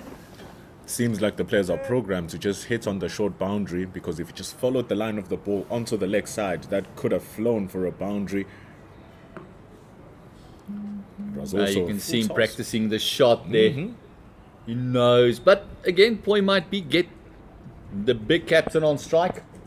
Again, standing deepish in his crease. Wide ball.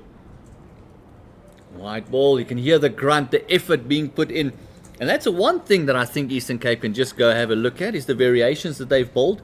Those slower bounces, the variations worked, but it was too few and far in between. They went pace on. They wanted to almost bully their way into a wicket, and Sekhukhune and the other batters just would have nothing of it. Oh, going for the big fence there. Is this going to be a catch? It'll be a fantastic one if it is. Yes, it is. It's a great take there on the fence. It's a mammoth boundary. Looks about an 80-meter fence, and what a take that was. That is a great catch. Excellent awareness. But like you said, they want to go pace on. It looked like Grant Thompson had gotten all of that, but such is the size of the boundary and the awareness of the fielder to know exactly where the boundary line is. So easy to catch it and do what he's doing now. Step over the boundary. But disciplined, awareness, composure, and it gets wicket number 4.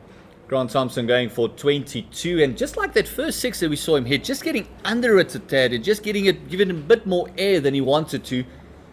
But Klaasen taking a fantastic catch there in the end. Devon Murray is the non-striker. As we know, the rules changed. Even if you cross within the running, the new batter will face up. It's Aaron Visser who's going to face the music. There is 4 balls in this innings left. Can you imagine a rule change that favors the bowler? Oh, unbelievable. Is it cricket? 4 balls to go. Again, that slower delivery. Doing fantastic work this time around. It just feels like Eastern Cape has waited too long to bring in the variations. Lovely back of the hand. You can see it's almost like a leg cutter that he bowled there. It's like you were saying, just few and far between these variations. It gets a little bit too big for him. Tries to go under it. And that's the problem. Went too under it. And therefore got caught. We saw an excellent 6 he hit earlier on. He just couldn't replicate it at that time, Grant Thompson.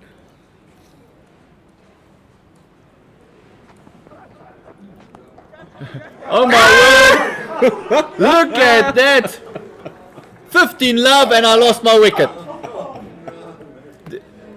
That is a very unique way to get out. Oh man! That is not a joke. That is actually a wicket. A less than impressive delivery from Iinyathi, if you say the least. It was well over the head of Devon Murray. You see Devon Murray not even looking back at the bowler, because I even think the bowler was thinking, what just happened? He literally slapped it down to the hands of the wicketkeeper. That's what we thought Sekhukhune was going to do. And Devon Murray shows how to do it. Well, some comic relief here at the commentary box, and some comic relief for the Iinyathi as well, who get their 5th wicket. But there's nothing funny about the score that they are prospecting to chase, currently at 192 for 5. I'll tell you what, this is a fantastic last over thus far. Those 2 wickets also bringing 2 dots, and look at this. And, caught out. Look at the reaction of the bowler. You can just see smiles. Devon Murray can't believe what he just did. Divan Postumus. 2 deliveries to go in this last over. Always funny at Supersport Park. Fired in. New batter. Then you can go pace on. Great job. Last delivery in this 20th over. And it looks like the Eastern Cape, Iinyathi, is going to fall short of that 200. With the extras, you might never know. It's an excellent bowling actually here from Iinyathi. That first ball, firing it into the legs, saying go to that big leg side. What are they going to do now with the final ball? Might as well try to deliver the same one. Off the pad. Leg by given, and that is the end of the 20. It is 193 for the loss of 194, I beg your pardon, for loss of 5 wickets. Half the team back in the hut. And it just shows you 2 new batters at the crease. All of a sudden, that last over, fantastic job done. Only 4 runs coming from it, and 2 big wickets. 100%. The team had nothing to lose at this point in time. They had over half of their batters to work with. They had a solid foundation thanks to the extremely brilliant innings of Kabelo Sekhukhune, who scored 112 runs. So the rest of the team, as you can see, building on what the anchor Sekhukhune did. You can look at the score: 14 from 16, 17 from 16, 23 from 25. Okay, Grant Thompson, we see you. But you can't really say that the rest of the batting lineup really played a big hand in assisting the score to a 194. It shows the importance of having a strong player who was willing to bat through the entire innings. But also shows the way that they've approached the innings was very clever, because they knew he was on a roll, and it was almost like it was just feeding him. Every now and again they'll play a good shot, they'll play a big shot, but even after that big one, the signal was taken is, you take the strike. They knew the bowlers had no answer for Sekhukhune. He was playing them 360, and it was just a phenomenal innings. We look at the bowling figures there. Nyanda ending up with the 2 wickets, and bringing, with that last over, bringing his economy rate way down. He was over 9, going at 7.25, and then the other wicket takers was Tladi Bukako, who took Sekhukhune out with LBW decision. Jay de Klerk taking the very first wicket of the match, and then also Jason Niemand picking up a wicket as well. Just look at that. Like you're saying, the whole team supporting Sekhukhune supporting the whole team. It shows with the economy rate of the bowlers, they never felt settled. You can see now with this summary, everyone playing their part. No one wasted their chance. Even when you saw that the strike rate was getting to a net negative, they were able to score that boundary to get themselves through. And if they lost their wickets, they lost it in a selfless manner. And so, after 20 overs, the Eastern Storm, 194 for 5. Gert Maloney going to be back after this innings, see what's going to happen. Quick break, go wet the goggles, make yourself some coffee, and if it's going on a slow Monday, you'll enjoy the cricket right here on at Supersport Park. Please enjoy your coffee and join us in about 10 minutes time.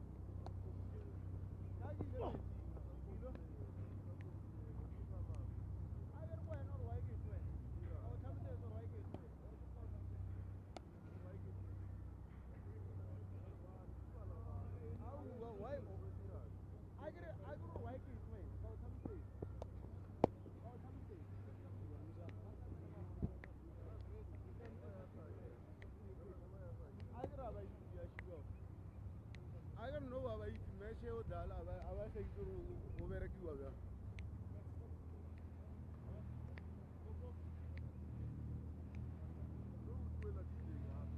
Eng ke tloela eng au strategy seo ke feditse nna ke ira danger mark hey nna ke ira danger mark a ke ne ke metse tepso ra ke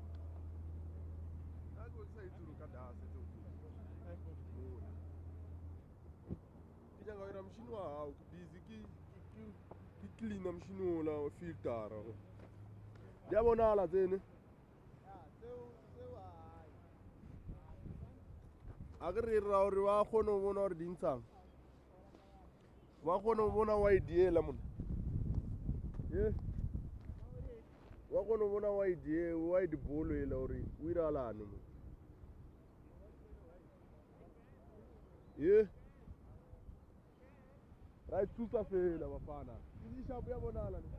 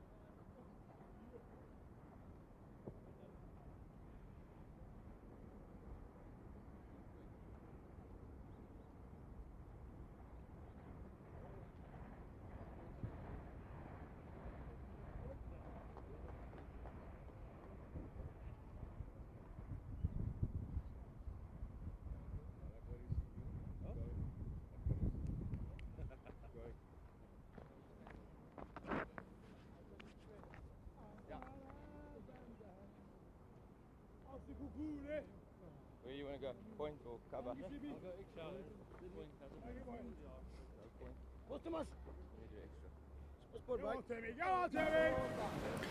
Welcome back to Supersport Park. It has been an exhilarating start to this Momentum Health Challenge. We saw our first 100 from Kabelo Sekhukhune, scoring 112 runs of just 67 deliveries, which included 12 fours and 6 mammoth sixes. And Ken, what a fantastic way to start your campaign and your season. Well, just a great pleasure for us as well. What a way for us to start our season with Cricket South Africa Pitch Vision YouTube channel commentary.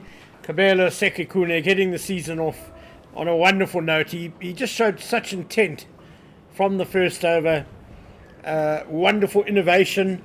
Targeted the short side really well. Ran very well between the wickets. It was just really a wonderful T20 knock by the Eastern's opener.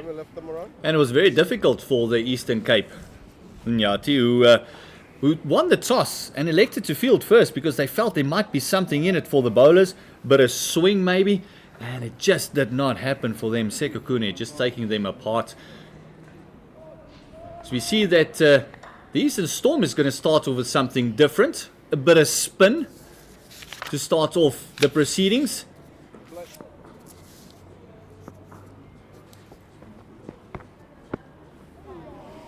Immediately just beating the bat. Eastern Cape would want the same start that the Eastern Storm had it. Tumelo Similani opening the bowling for the Eastern Storm. Jason Niemand on strike. Just worked around the corner. It's maybe going too fine for that. They've got a deep square and also a fine leg in the circle. This is for the left armour coming around the wicket to the left armour, forcing the batter to play into that big side of the field. Well, it will be with the turn as well. I wonder if Niemand will be brave enough to go against the turn and maybe try and hit over the covers to the short boundary. There hasn't been a lot of turn in the deck. Bit of inconsistent bounce, but that's about it. Not a lot of turn.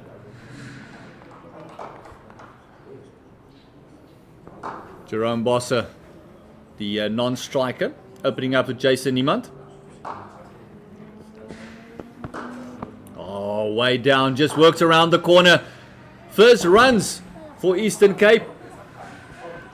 Hauled in. Going to turn for the third. Easy with the big boundary on that side.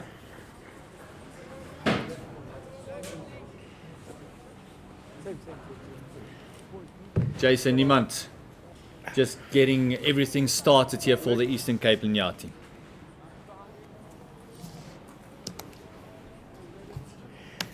I think the caption slightly wrong. It's Jerome Bossa who was on strike.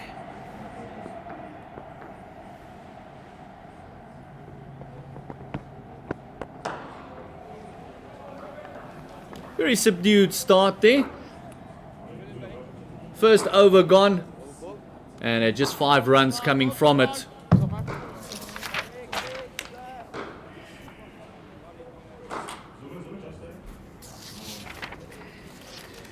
And it'll be interesting to see what the tactic would be from the Eastern Storm. They've batted on the deck. Are they going to use a lot more variations than the Eastern Cape bowlers did? I think their variations was few and far in between. Well, they'll be happy getting the first over out the way from Similani without too much damage being done. Tidy over by the left-arm spinner. Pace now from the Henops River end. It's a very clever ploy, especially with the left armour turning the ball into that big side of the boundary. I think this will also be another test for the batters. We can see it looks like they're going to go normal length. He's got a third man on the fence as well as a fine leg.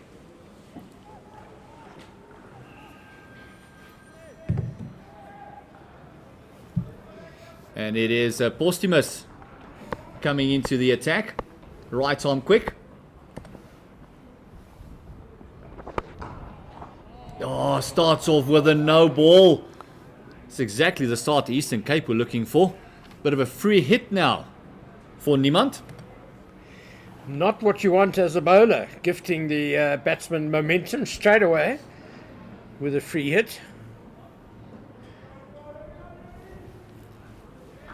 Nice bustling action is Postumus. Bit of gas there, just looking at his first delivery.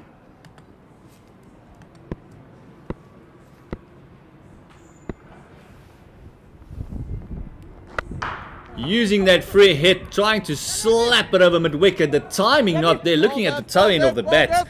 And that sound very toey. Yeah, I think what Postumus did well was to dig it into the pitch. And we've seen all day that it's a little bit harder to time the ball when it is banged in back of a length, bit of variable bounce. Immediately a change of bat for Bossa. Left hand on strike now. Only the one slip. Wasn't a lot of lateral movement we saw in the first innings as well. Even the left arm almost not getting a lot of swing. And I think the plan would be just to dig it in. He's got a deep square and a third man out on the fence. And see the plan is just to get it into that 8-meter mark. Yeah, I like that length. It's a good length, that. Divan Postumus bowled well in the Provincial T20 Cup last season for the Eastern Storm. Economy rate of 6.94 in the 6 matches he played.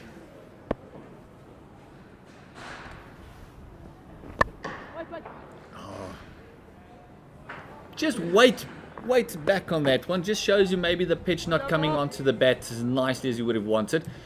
Just leaning back on instead of leaning into that one. Gotten away with that. I was a bit fuller, I think, than what the plan is. Just not able to pierce that big blue wall there on the offside.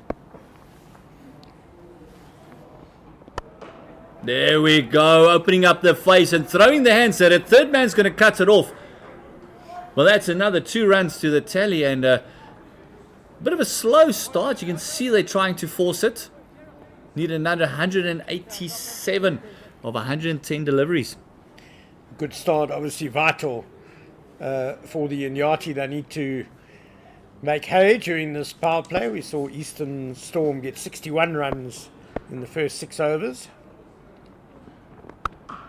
Oh, this one slapped through point. This will be the first boundary of the Eastern Storm innings, and it comes from the bat of the opener, the left-hander Bossa. Lovely timing that from Jerome Bossa. Not a bad delivery from Divan Postumus, but really well played. Sweet timing. And the one thing we've noticed is that all the batters are batting very deep in their crease. I was batting outside.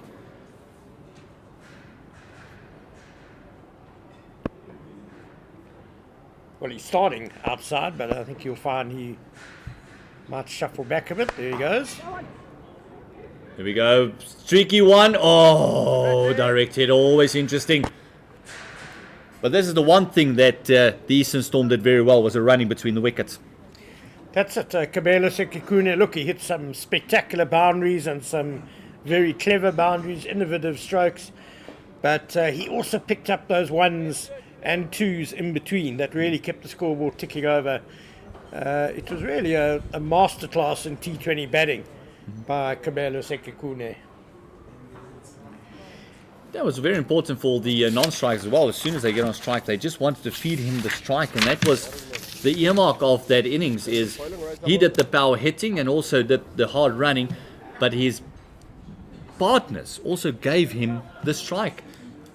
Yeah, he was well supported. I mean, the next highest score was Grant Thompson's 23 off 15 deliveries, but everyone kind of chipped in around Sekikune and took the Eastern Storm to a very good total, 194 for 5. Andrew Rasamene now is going to take up the attack for Easterns from the West Lane end. Oh, digging it into the deck and just hammered through mid-wicket. Not even giving chase is the field. He's just going to pick it up on the other side of the fence. And the score has moved on to 17. Another power shot by Bossa. Yeah, but too short, way too short that from Andrew Rasamene, especially at his pace. That's not what we mean by banging it into the deck. Yeah, the length becomes very important. You can see him also just getting a tad of a warning there from the umpire, saying very close to that front line. It's been a bowler's problem today, that first delivery of their spells. Early season rust, maybe. We can excuse them a bit. Bossa trying to get him off to the similar start that the Eastern Storm got. It's just that 1 meter full, and immediately it's more difficult to time from there. Also going across the left-hander. Rasamene just checking the footmarks there, just where he needs to step up, go into his gather. He's not looking very happy with the way he's landed the last two deliveries. Lots of scratching and chatting to umpire Gaza.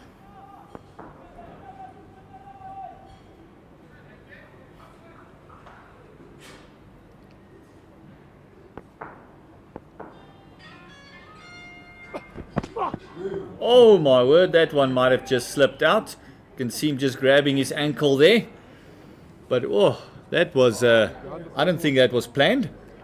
No, I don't think anyone plans for a delivery like that. Yeah, I'm sure. And it's been called a no ball for landing off the pitch. He's really not happy, Rasamene, looking at his ankle and his heel. Just see there's a little bit of a, almost look like a bit of a divot there in the pitch if you look at the screen there, and it's a free hit for Bossa. Well, he's the first guy who's really had difficulties with the landing area today.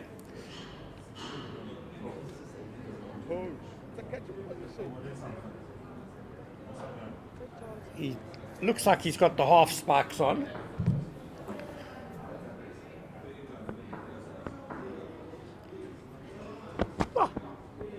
Oh, free hit going for the wide. Just asking the umpire, did that not go in between? Umpire says no, wide ball. That means the free hit still stands, and Boss has got another opportunity. Good variation, took all the pace off that delivery. Yeah, just the direction not good enough, and he's chunting away at the umpire. Just needs to settle here. Andrew Rasamene. Is he allowed to change the field? I don't think he is. No,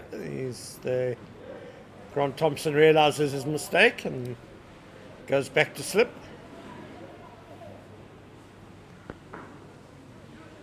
Free hit, what can Bossa do? Oh, leg side wide. And at the moment, things not going well for Eastern Storm. Eastern Cape is loving this. Well, it's like delayed gratification. This free hit might happen sometime soon. Jerome Bossa just waiting for Rasamene to land one in the right area for him to have a go. Coming around the wicket now, see if that will change his fortune. Bossa hoping for one in his half. Long boundary to the leg side will help. Oh, great comeback after those wides, and still only the leg by from the free hit. Well, he did well in the end, did Rasamene. Already 6 balls in this over, and only 3 legal ones have been bowled. So we're looking at about a 9 ball over. We saw one from Bukako earlier as well. Back to over the wicket. To the right-hander, Niemand.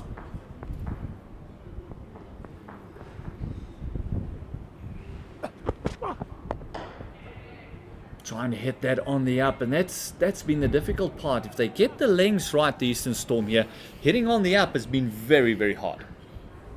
Yeah, that's certainly the right length for Rasamene to find. He's got a well packed offside. There's a man at third man, and the other boundary rider is at deep square leg.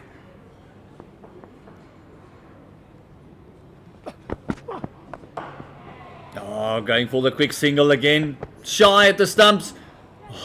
The backing up is horrible. It is a trifecta of misfield. Going through 1, 2, 3 in a row. Yeah, I'm not sure the shy was really necessary.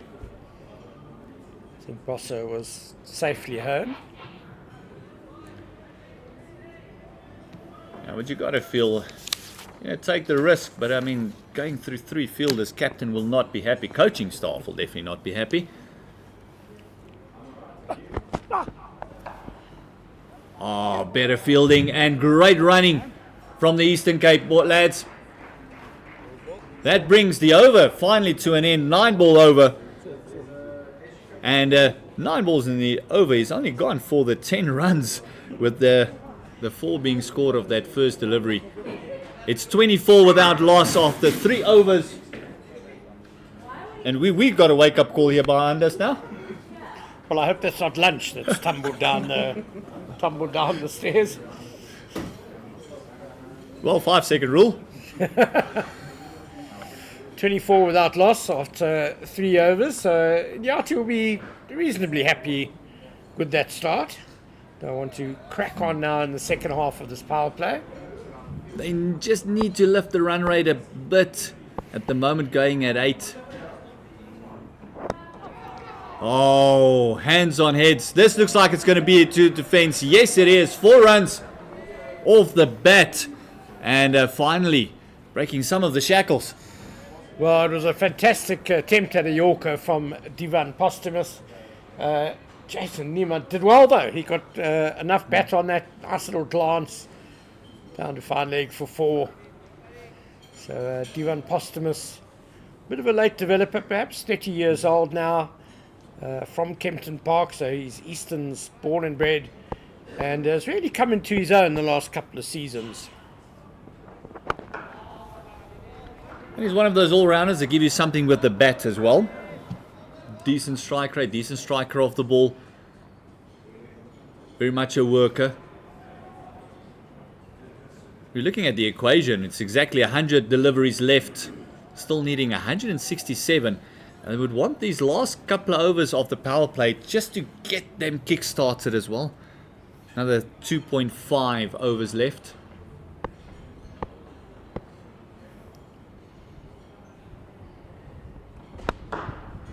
Oh, a bit of a short arm jab there by Niemand.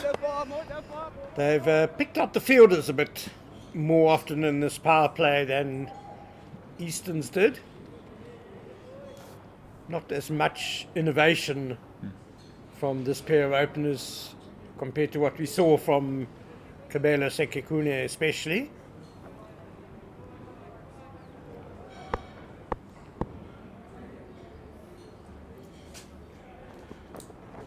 Oh, bit of a bumper. Just over the shoulder. Good ball.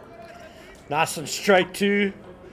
Yeah, it was a good surprise delivery from Divan Postumus, and there's a bit of pace behind that as well.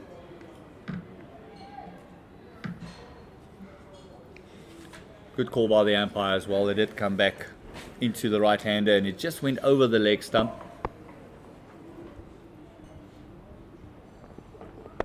Moving across, flicking into the air. Is this going to be the first wicket? Yes, it is. Postumus, well deserved, picking up the very first wicket of Jason Niemand. And it's a breakthrough for the Eastern Storm. Yeah, it's just that length that's very difficult to score from. Niemand shuffled down the pitch a bit, trying to hit it on the up. Could not get it past the infield. And a pretty comfortable catch at mid-wicket.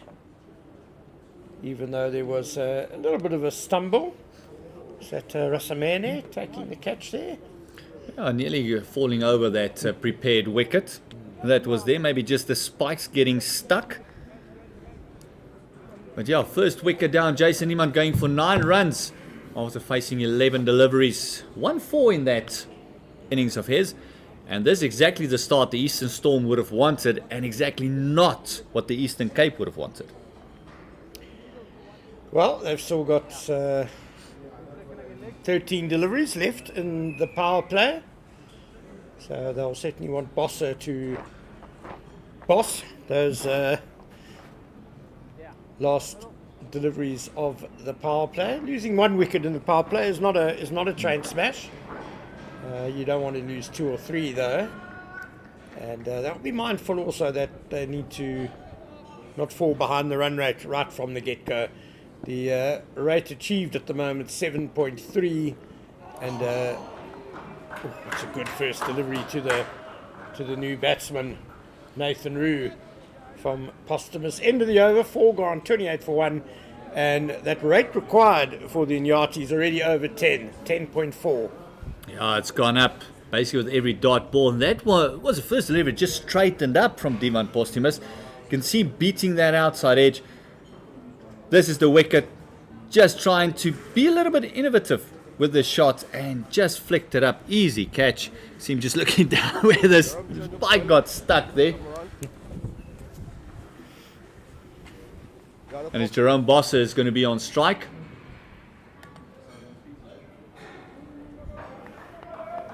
And it's Khan coming into the attack.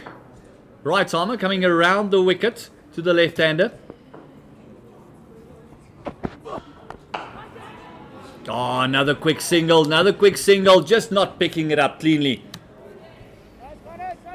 And almost feels like Bosse is too keen to get off strike at the moment. He might want to face a few more deliveries, but he's trying to pick up the 1s and 2s, hoping that his partners will do the same.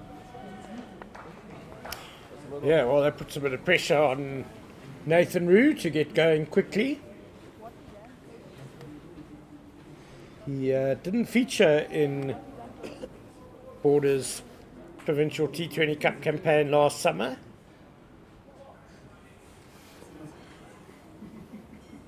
Third man in deep square out on the fence for Khan. And oh my goodness, have the Eastern Storm hit those hard lengths. There's been 1 or 2 wayward deliveries, as you mentioned earlier.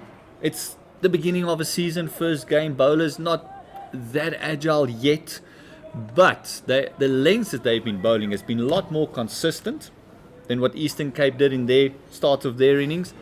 And then also it shows allows the captain to actually set his field, and they can bowl accordingly. Yeah, the Iinyathi tended to overpitch a bit early on, but as you say, Easterns have found that the correct length on this pitch from the get-go. There again. Oh, quick single. Shuffling into the delivery there. See him just coming down, just a little shimmy down the track just to offset Khan's lengths. Naman Khan just not falling for it. Quick change in the field, deep square going out. They've got their third man very square.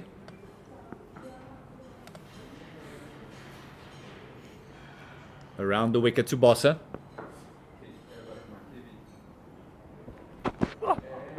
Oh, and there's the nick.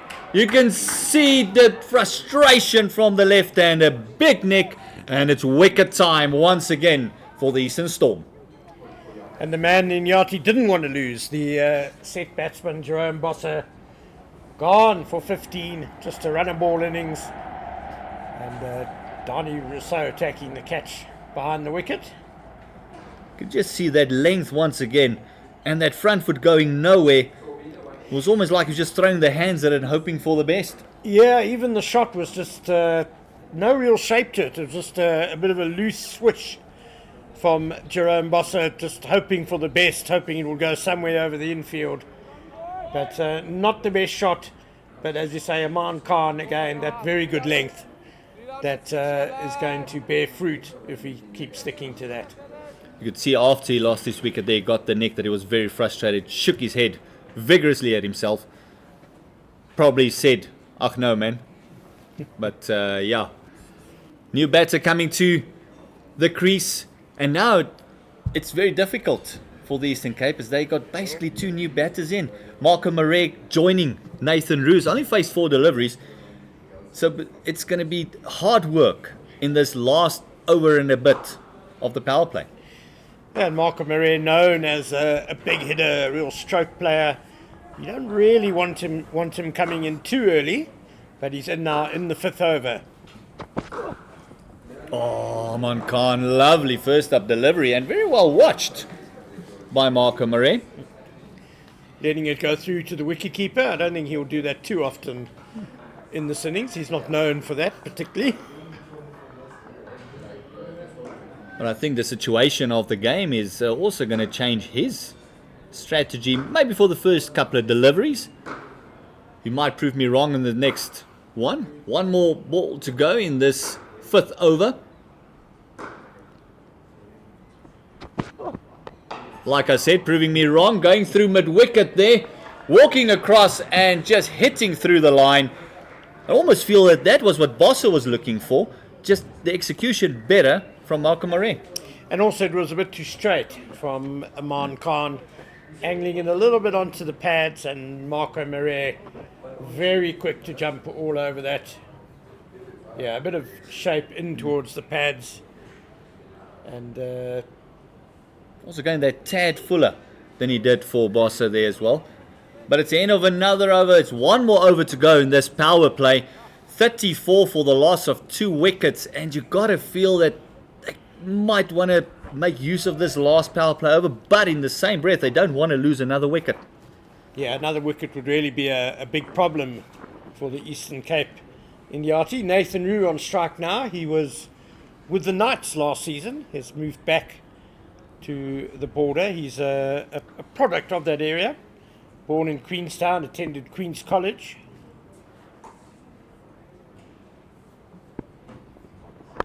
Oh, straying onto the pads there. Lovely timing on that. Just look at it racing away to the fence. The fielder made immense ground, just could not get to it. What an effort, but what lovely timing. Super shot by Nathan Roux, but Bowler Rasamene would not be happy with the half volley on the pads that he bowled there, even though it was to the long boundary.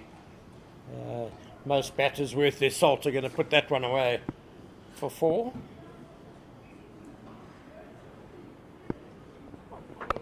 That's much better, Rasamene, just hitting those lengths once again. And his first delivery in his previous over that he bowled from the other end also went for 4. And then dots again, and then from here it's kind of where it went wrong for him. In that first over he bowled a couple of no balls, a couple of wides. Wasn't happy with 1 or 2 of the calls, so maybe that's the reason they changed ends with him. The footmarks was a bit of an issue for him on this end as well. Yeah, I think he'll be a lot happier bowling from the Henops River end. Again, just a little bit straight. At the moment, I don't think the Eastern Storm would mind singles as much, especially because 1 over 4, 3 deliveries left in the power play. So the singles won't bother them too much, especially with the start that they've had and the subdued start that the Eastern Cape has had. Yeah, the rate required by the Iinyathi is up to 10.8 already, so singles, as you say, don't really hurt the Eastern Storm.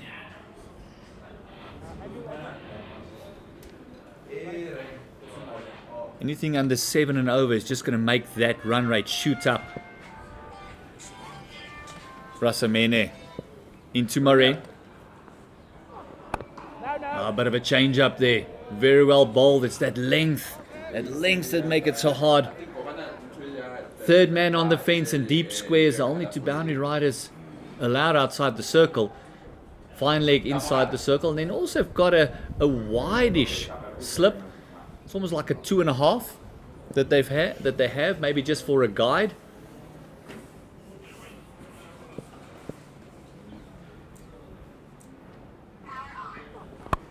Oh, this one absolutely powered past the bowler, nearly taking an ankle with him. 4 runs, and as you mentioned, Malcolm Murray is not going to hang around. No, well, he's really the big fish in this Iinyathi batting lineup. He was their leading batsman in the Provincial T20 Cup, steering them into the semi-finals, leading run scorer, 241 runs in 7 innings, averaged 48 and was striking at 151, which is really good. And he's had a contract in the SA20 before, played Global League T20 for Pretoria Capital, so he's been around the T20 circuit. Oh, this one going big. There's protection on the fence. Has he picked the gap? Lovely fielding. Just dropping it inside the line. Great work done there by the fielder. Fantastic work done. And that's Visser on the fence there. Big area. Digging it in. And that's the end of the power play. It's 6 gone. It's 45 for 2. And the equation is 150 runs on the dot needed of 84 deliveries. Well, advantage Eastern Storm. They've won the power play. They scored 61 without loss. And the Iinyathi 45 for 2 after their first 6 overs. So early advantage for the Eastern Storm. They'll be pretty happy with how their first 4 bowlers have gone. Aman Khan is continuing from the West Lane in, and rightfully so. He bowled a very good first over. Oh, again, trying to hit it. Oh, horrible misfield there. Bowler will not be happy. Excellent delivery. Hitting that 7-meter mark. Trying to get the bat to hit on the up. Does so. Picks out point perfectly, and the ball just spat through. Well, Devan Marais there, he's normally a fantastic fielder.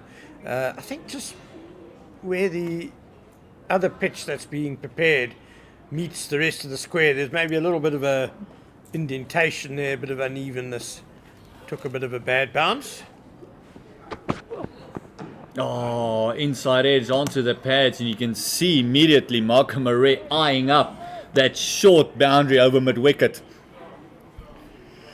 Yeah, he's known as a T20 practitioner, Marco Marais. He's got 2 T20 hundreds. His career strike rate is 145, which is very good. He's also got a first-class triple hundred, though. So he's got quite a pedigree, does Marco Marais. Oh, this time not hanging around. Did he time it? Yes, he did. Straight down the throat. And that is the big wicket. That's the one that Eastern Storm wanted. And Marshall just picking up the catch there. It is 10 from 6. And Marco Marais losing his wicket. Chris Britz, the fielder there, he's another one wearing someone else's jersey in this game, the jersey of Wesley Marshall. But Aman Khan is really making a fantastic start to the season. Again, back of a length and just swished down the ground by Marco Marais, but didn't have the timing, and a pretty simple catch for long on running in. So Marco Marais gone for just 10. He was there for just 7 balls, hit a couple of 4s, but one feels the Iinyathi really needed a lot more from him. Yeah, that was the one they were looking at. He was eyeing up that previous delivery already. He was eyeing up that mid-wicket fence. And this time going a little bit straighter and just down the throat. And how well has Aman Khan bowled? If you look at the other bowling figures, just look at this delivery. Just getting it in there. Pace on. Just rolling the wrists and just losing a bit of shape there. And a lovely catch there by Brits. Yeah, I think maybe the ball not quite coming on as Marco Marais expected, so he dragged it a bit across to long on. He probably wanted to hit it a lot straighter, straight over the bowler's head, or even over mid-off. But the length really so good there by Aman Khan.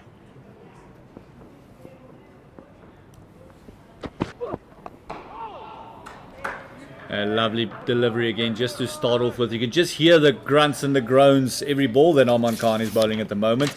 His 1.4 overs have gone only for 7 runs, picked up 2 wickets thus far. As we see Gleaves joining Roo at the crease. Yeah, Christopher Gleaves, one of the newer faces in this Iinyathi team.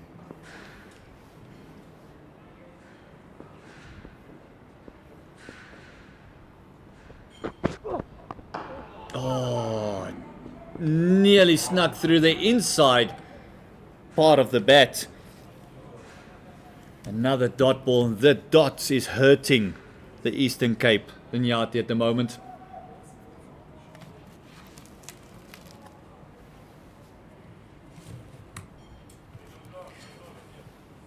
Aman Khan is just 20 years old, comes from Boksburg,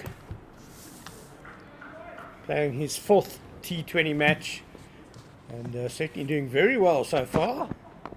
Oh, again, no timing, and just the single. That brings the end to the 7th over. It is 47 for the loss of 3 wickets, and I'm going to make way for the man with the golden voice. It is Pendulo Makubane. So the Iinyathi falling behind in the early stages here. The rate required for them is 11.4 to the over, and it looks like we're going to get our first taste of spin in this innings with Kyle Landsberg coming on to bowl. Christopher Leaves on strike, and Pendulo Makubane, welcome back. Yeah, right on time to see, well, the Storm continuing what they did with the bats now with the ball, taking 3 wickets within the first 7 overs. They couldn't have prayed for a better start with the bat, and equally now with the ball. Landsberg into Leaves. Oh, half a shot for LBW, but going down leg, and they'll get the leg by. Yeah, the power play is always so important in T20 cricket, and Easterns have certainly dominated both with the bat and the ball. I hardly ask questions and I'm in commentary, Ken, but I have to ask, from what you've seen, you commentated in the first 6 overs of the previous innings and now this one. What's the difference between how the two teams approached their own innings? Met on the full nicely by Nathan Reed, just for a single. Yeah, Pendulo, I think both teams had a bit of intent, I think, with the bat, but there was just more skill from Easterns in the form of Kabela Sekikune. He was able to innovate a bit more, and Easterns have bowled a lot better with the new ball. Again, down to a long on for 1. They've found the right length, which is hardly a surprise because both their captain, Grant Thompson, and their coach, Jeff Toyana, have played a lot of cricket at this venue.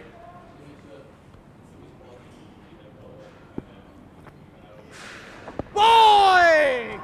Did that pitch outside leg stump? I think more than likely umpire Yuri Sadler unmoved. Bowling right arm around the wicket. Kyle Landsberg. He's got a little twirl in his delivery, almost comes from behind his head, and yet another single too. Long on. Well, finally seeing a little bit of feet movement from Nathan Rue. No.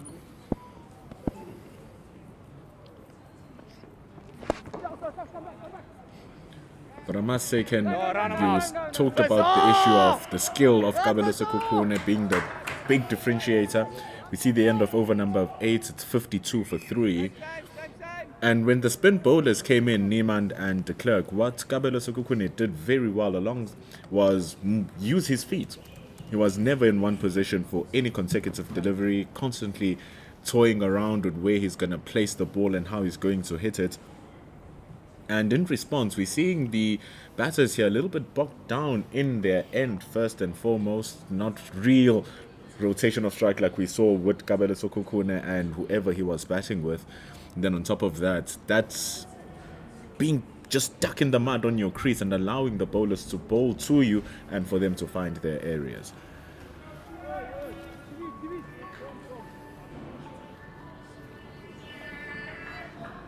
Yeah, quite right, Pendulo, as we are seeing another. It's Similani's back into the attack and nearly snuck that one through. Yeah, it all speaks to improvisation and innovation by Sekikune, as you say, moving around the crease, targeting lots of different areas on the field. Not the most convincing sweep, but it'll be a single. Even there, the lengths are really good from Simelane. He bowled the first over of the game. He went for just 4 runs. Might be called wide, it is. I think there was maybe a little movement of the batter there that he thought he was coming down the wicket to him, and he pushed it wide, but just too wide.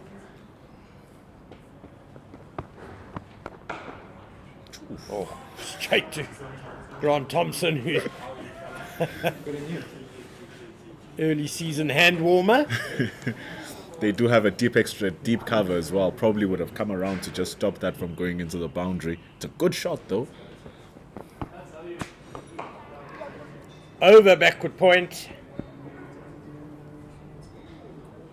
It will be cut off just before the boundary, so a couple for Gleaves. Much better intent shown now from Gleaves. Starting to just trying to unsettle Simelane. The problem with the early wickets and the relatively slow power play is that these two batters really don't have time to settle too much. The required rate is already up to 11.9. It's well bowled by Simelane. And the worst thing as well is that as they were batting the Storm, they were able to see all the tricks of the wickets, especially having Kabelo Sekhukhune basically played out the whole innings. He can give that valuable information to the bowlers on where there are issues, where to bowl and how to attack. Slog sweep, it's going to be on the bounce to Cow Corner. The hero of the batting, Kabelo Sekhukhune, fielding. And the end of a very tidy over again from Andile Simelane. The score is 58 for 3 after 9 overs. Oof, that is still a long way to go. 137 runs from 66. Still a tall order here for the Eastern Cape Iinyathi. And the way this tournament is set up, you really don't want to find yourself losing your first game. There's only so many games that you can play, 3 per side, to qualify for that final. Ludsberg will continue from the Henops River end, and he's bowled really well to his field. I'd say 80% of his deliveries have been hit down to long on for 1. There's quite a wide short third man. I wonder if one of these batters would consider a little reverse paddle. No! Straight down the ground. That's a good hit by Gleaves, and it's cut off. Excellent fielding. See, that's another thing you touched to the point, Ken, about losing the wickets early in the innings. What that forces then for the remaining of the batters is to try play it safe for a couple of overs to just rebuild the confidence for the batting lineup.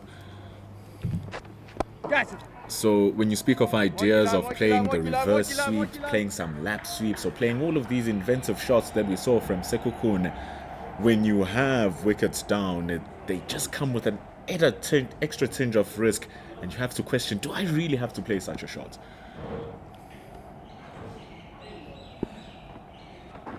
Trying to give himself a bit of room outside leg stump. There might be 2 on the go here. No, they can't make it. Good. Efficient fielding by Eastern Storm out on the leg side there. And it's twice now that Grant Thompson has been saved by his fielders, preventing runs from being scored. He's doing an excellent job with the ball, like you said, really understanding what he has to do. This will surely be 2, just popped into the hole at mid-wicket.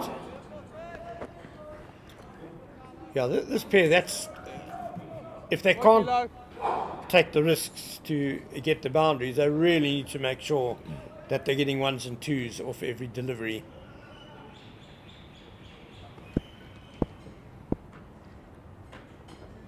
Down, yes, And man. the truth of the matter is, if you're able to get 3 or 4 of those 2s on the right-hand side, you do that for 4 or 5 overs, your team has chipped away, and also it leaves the fielding team trying to come up with different ways now to try and get you out, because they will start feeling those twos accumulating.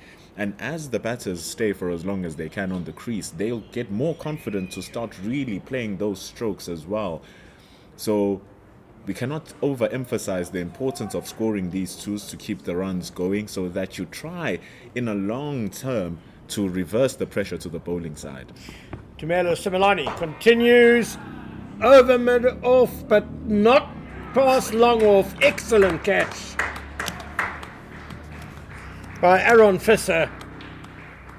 Good running catch by long off there. And the squeeze continues from the Eastern Storm. All of a sudden they thought that they had a chance to try and accelerate the scoreboard. Gives that width so slow through the air is Tumelo Sumelane, forcing the batter to add power through the shot. And what a great catch that from Aaron Fisser. It was running to his left, it was dying on the bounce, and he still covered the ground, took the good catch. Really, sometimes you look at it and it's as if the players are deep into the season. The Storms look majorly prepared for this game. It's as if they've been playing cricket for a while here.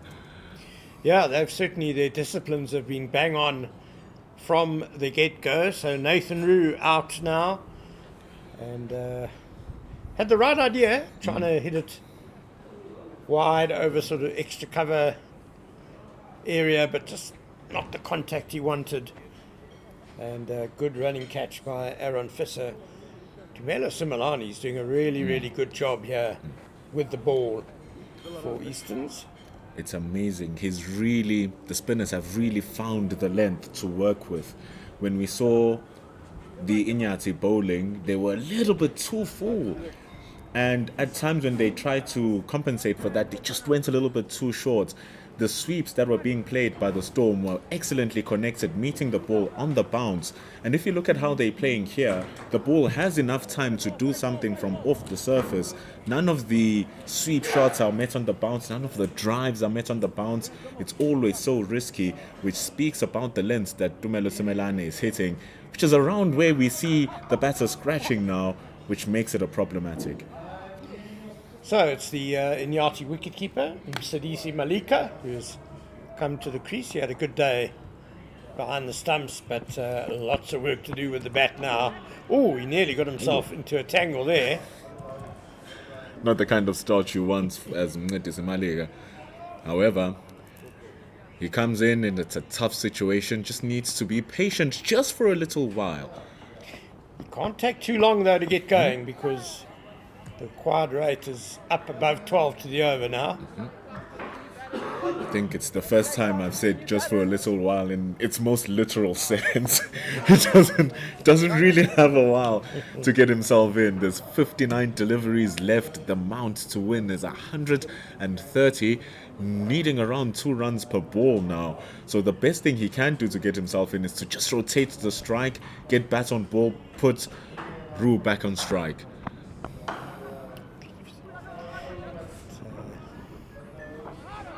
Again, just the single. Very tidy this by Similani. Chris Leaves is a returnee to the Eastern Cape, educated at Graham College. Played a bit of cricket for Limpopo a few seasons back. 24 years old. If he gets the Iinyathi close to their target, he would have made a really big pre-season statement. They'll look for 2 here. Bit of hesitation. Oh, direct hit, was it? Half-hearted appeal from the man square of the wicket, so take it the batter was well home. It's a really good run, that. The direct hit would have put question marks, eh? Bit tight. I think the fielder intending to bounce it in, but bounced it in from a little bit too far back. So it needed a couple of bounces to get to wicketkeeper Rousseau. That's a well-struck sweep shot. Just on the bounce though. to the fielder. And that will end the 11th over. 72 for 4. That Iinyathi. That ought to give him a little bit of confidence. Really well connected sweep shot, just finding a fielder standing at deep backward square, but rotating the strike. He's not trying to defend. He's not doing things that the team doesn't need him to do at this moment in time. The team needs runs. They need a score. Cleaves is still out there, but the problem is he's still not as set as you'd want him to be when a new batter comes in. It's a very, very tough situation for both these batters. 4 wickets down. The required rate ever growing. It's 13.7 now. And they're trying to get themselves in on a pitch which a little bit too paced.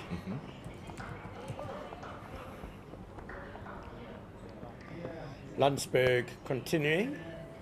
He's bowled really well. Just 12 runs off his 13 deliveries so far. Bowling to his field, just happy to be hit straight down the ground for ones all the time.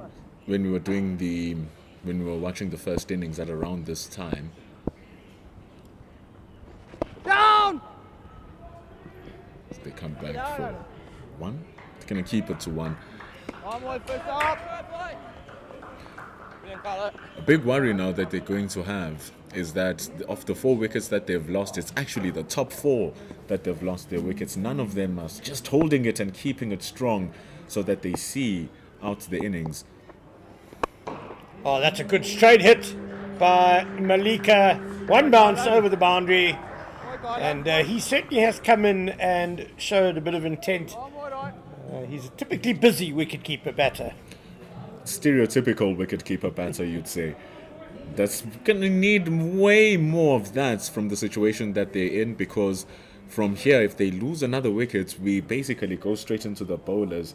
Jade de Klerk can hold the bat here and there, but you much rather have one of your top 7 batters doing the job.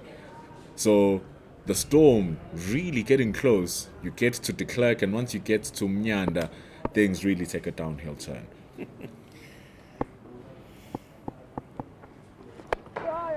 And now the sweep. Boy.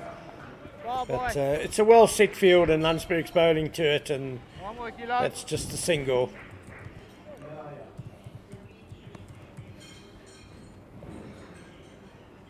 Really controlling it well here, Landsberg. And as I was saying, when we took a comparison of what the previous team or what Iinyathi were doing with the ball at this moment in time, Catch me, a lot of the bowlers, or none of the bowlers, Tom. were actually going at under 8 runs to the over. All of them were going at 8 point. The lowest was 8.3. All of them were going at double digits. And that's the difference here. When you take a look at the economy rates of the Eastern Storm, it's all so controlled. Khan is going at 4 runs to the over. Posthumous is going at around 6.5. Oh, it's a good hit by Malika, but will it clear mid-wicket? Yes, it does. Just what the Iinyathi needed was an over where there were a couple of boundaries, and that's a valuable little boost for the run rate. More required, of course, but it's a start. 86 for 4 after 12 overs. Like you're saying, it is Malika who's looking to take the game on. Their fielder almost thought she had a chance, but it's well placed from Malika. This is exactly indeed what they need. Eastern Cape Iinyathi, they need runs, and they need quick runs, because that required run rate is just getting out of hand at 13.5. Yeah, well, that was like a 12-13 run over, and it's brought the rate required down just a little bit to 13.6. Similani continues. He did well there, the batter stepping well outside off stump, hoping that he'd bowled it too straight, but Similani kept it wide, just concedes the single. This is what's going to interest me, to see how Malika is going to play this. He seems like a strong lad, so he can smash it onto that big leg side. If he hits it in front of square, there's a big gap between backward square and deep mid wicket. Excellent dummy by Tumela Simelane. It's hitting with the wind as well to the leg side, long boundary, but with the wind.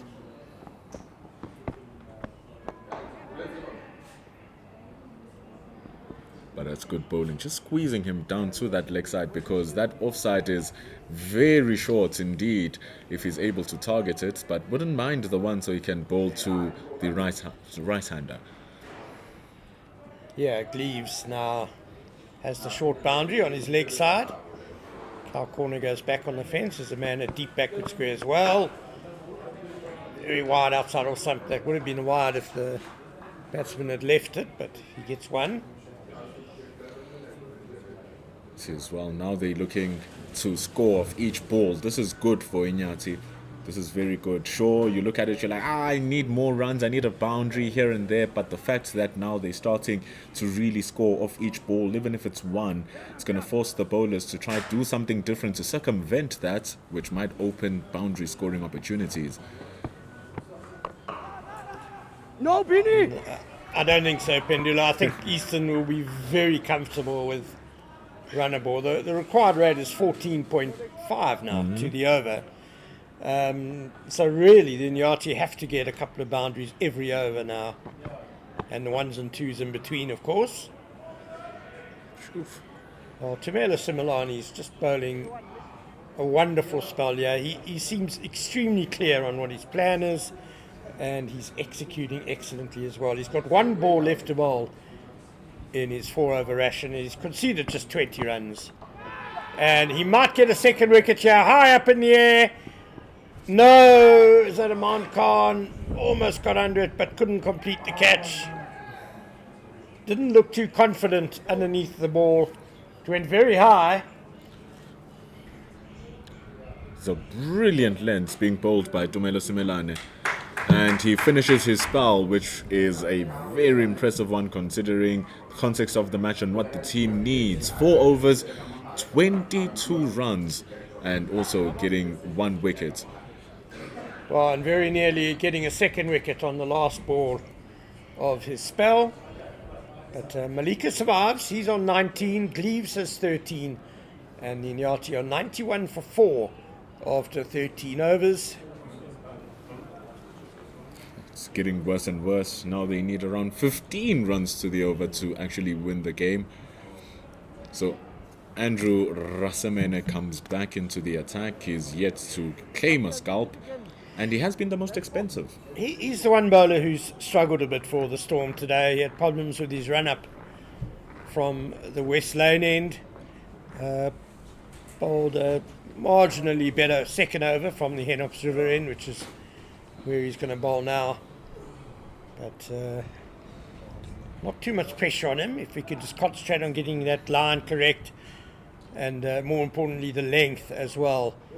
He's got it right sometimes, but it's just the consistency that he's lacked.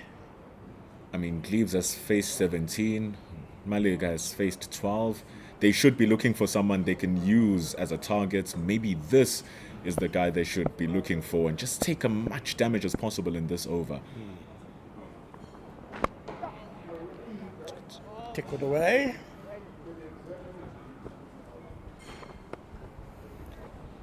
You know, Ken, when we speak of the run chase in terms of rate required, doesn't sound as bad as it is. 15 runs and over sounds not too bad, but when you contextualize it into the actual equation, 103 from 41, even someone who doesn't understand the game of cricket will hear that that is quite a bad equation if you're the team chasing down with 6 wickets in hand even. Yeah, with you know, to go at 15 and over for 7 overs is a really uphill task, stiff ask, and also 4 wickets down already. So, yeah, the Iinyathi are really up against it here. That is going to go all the way to the boundary, though. Lovely strike by Tadisi Malika. He's really come in and batted extremely well. Probably been the most fluent of the border batsmen today. Split. He goes to 23 of just 13 deliveries. The strikes are so fluid. He's playing with a clear mind, and what he wants to do here is to take the game on. And for the first time, the target is below 100 runs. They need 99 from 40. Missed out there, did Malika, especially. There's no one square on the boundary on the leg side, so that was a boundary that went to begging there. All you need is a healthy connection just for it to go to the leg side. Once it passes that infield, it's very unlikely for it to be stopped on its way to the boundary. And the ball was there to be hit. It was in a very delicious length. It's going to really feel like you missed out there, Malika. Short side as well. So, yeah, Rasameni can't bowl that straight. That's better. Like you said, every now and then he'll bowl the ball that needs to be bowled for the situation, just like that. Especially now bowling to Malika, who's looking to take the game on, because with every dot ball and every over not being capitalized, they are slowly losing this match, are the Eastern Cape Iinyathi.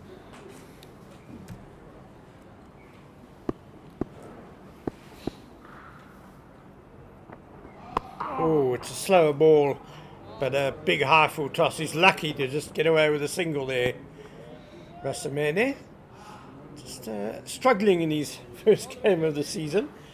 He played 6 matches for the Eastern Storm in the T20 Cup last season. Did pretty well, economy rate of just 6.84. Just taking a bit of time to get into the new season.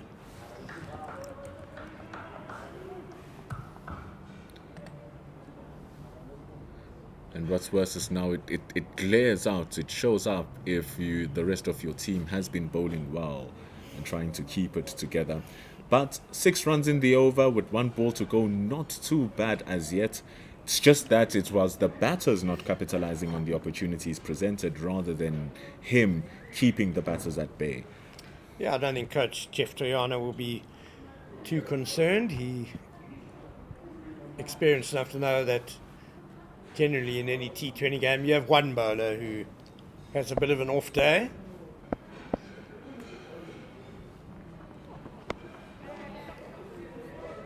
Fine leg will keep that down to a single. Rasameni did well there, not allowing the batter to free their arms over the offside to the short boundary. And the end of the over, much better over from Rasameni in terms of runs conceded, just 7. So 98 for 4 now after 14 overs. And I will leave you in the most capable hands of Pendulo Magavani and Gert Maloney. 98 for 4 after 14 overs. The tone from Ken not too promising on the way of Iinyathi, the tone from myself even. And as you look at the scoreboard there, the match summary, it also doesn't look too gloomy for Eastern Cape Iinyathi. And Gert joins me, he's already just shaking his head with that facial expression of, not too great. Yeah, well, it's not too great, but I think pitch time is what they're going for now at the moment. I think they know they're way behind the 8 ball. Get the guys on the pitch, get your season started. And it's a fake outside edge, up into the air it goes, and almost just missing out. But it sticks for Kabelo Sekukune. The ball was twirling in the air, as he says, but he's seeing it like a balloon after scoring 100, and he coordinates the catch well. Yeah, that's another wicket for Aman Khan, who's been bowling like a man possessed at the moment. He's looked one of the bowlers that's had no first game issues at the moment. His 3rd wicket, he's only gone for 8 runs and a very good catch there. And as I mentioned, I think for Eastern Cape at the moment is just get on the pitch, let's play a couple of shots, let's just get the season started, because it can only get better from here. 100% indeed. And the thing is, you can feel like you can suss out the conditions much different in the playing in the coast than playing up here in the high veld. The Storm just from Benoni down the street, And like Ken was saying, the coaching staff and some of the playing staff as well, very familiar with the happenings of Super Sports Park. So it's a good learning curve here for the Eastern Cape Iinyathi to get their momentum going, and they'll look to win the next 2 games that they have and still have a chance of playing that final on Friday. Yeah, and you can see the way that they've gone out is they've been playing their shots, try and hit through the line. So they have not adapted to the pace of this wicket yet. But I think that will happen as the week goes on. It's going to be a week full of cricket. Aman Khan will hope that his week continues that it has at the moment. 3 for 8 in 2.1 overs. Jay de Klerk facing up. Ooh, a tiny little feather. Aman Khan, like you said, he's bowling like a man who is possessed. And the only thing has been possessed him are the wickets. He takes number 4. That is 6 wickets down. Fantastic bowling at the moment. It's 4 for 8. Is bowling just hitting those hard lengths. It's not that it's spectacular balls, it's just mystery balls, just hitting hard lengths, bowling inside out. This time round, we saw the Eastern Cape Iinyathi almost playing underneath the ball. Again, just going underneath, a little bit of extra bounce this time round, getting the top edge, a feather in, and an easy catch. And Khan is on a hat-trick. It's what we were saying earlier on.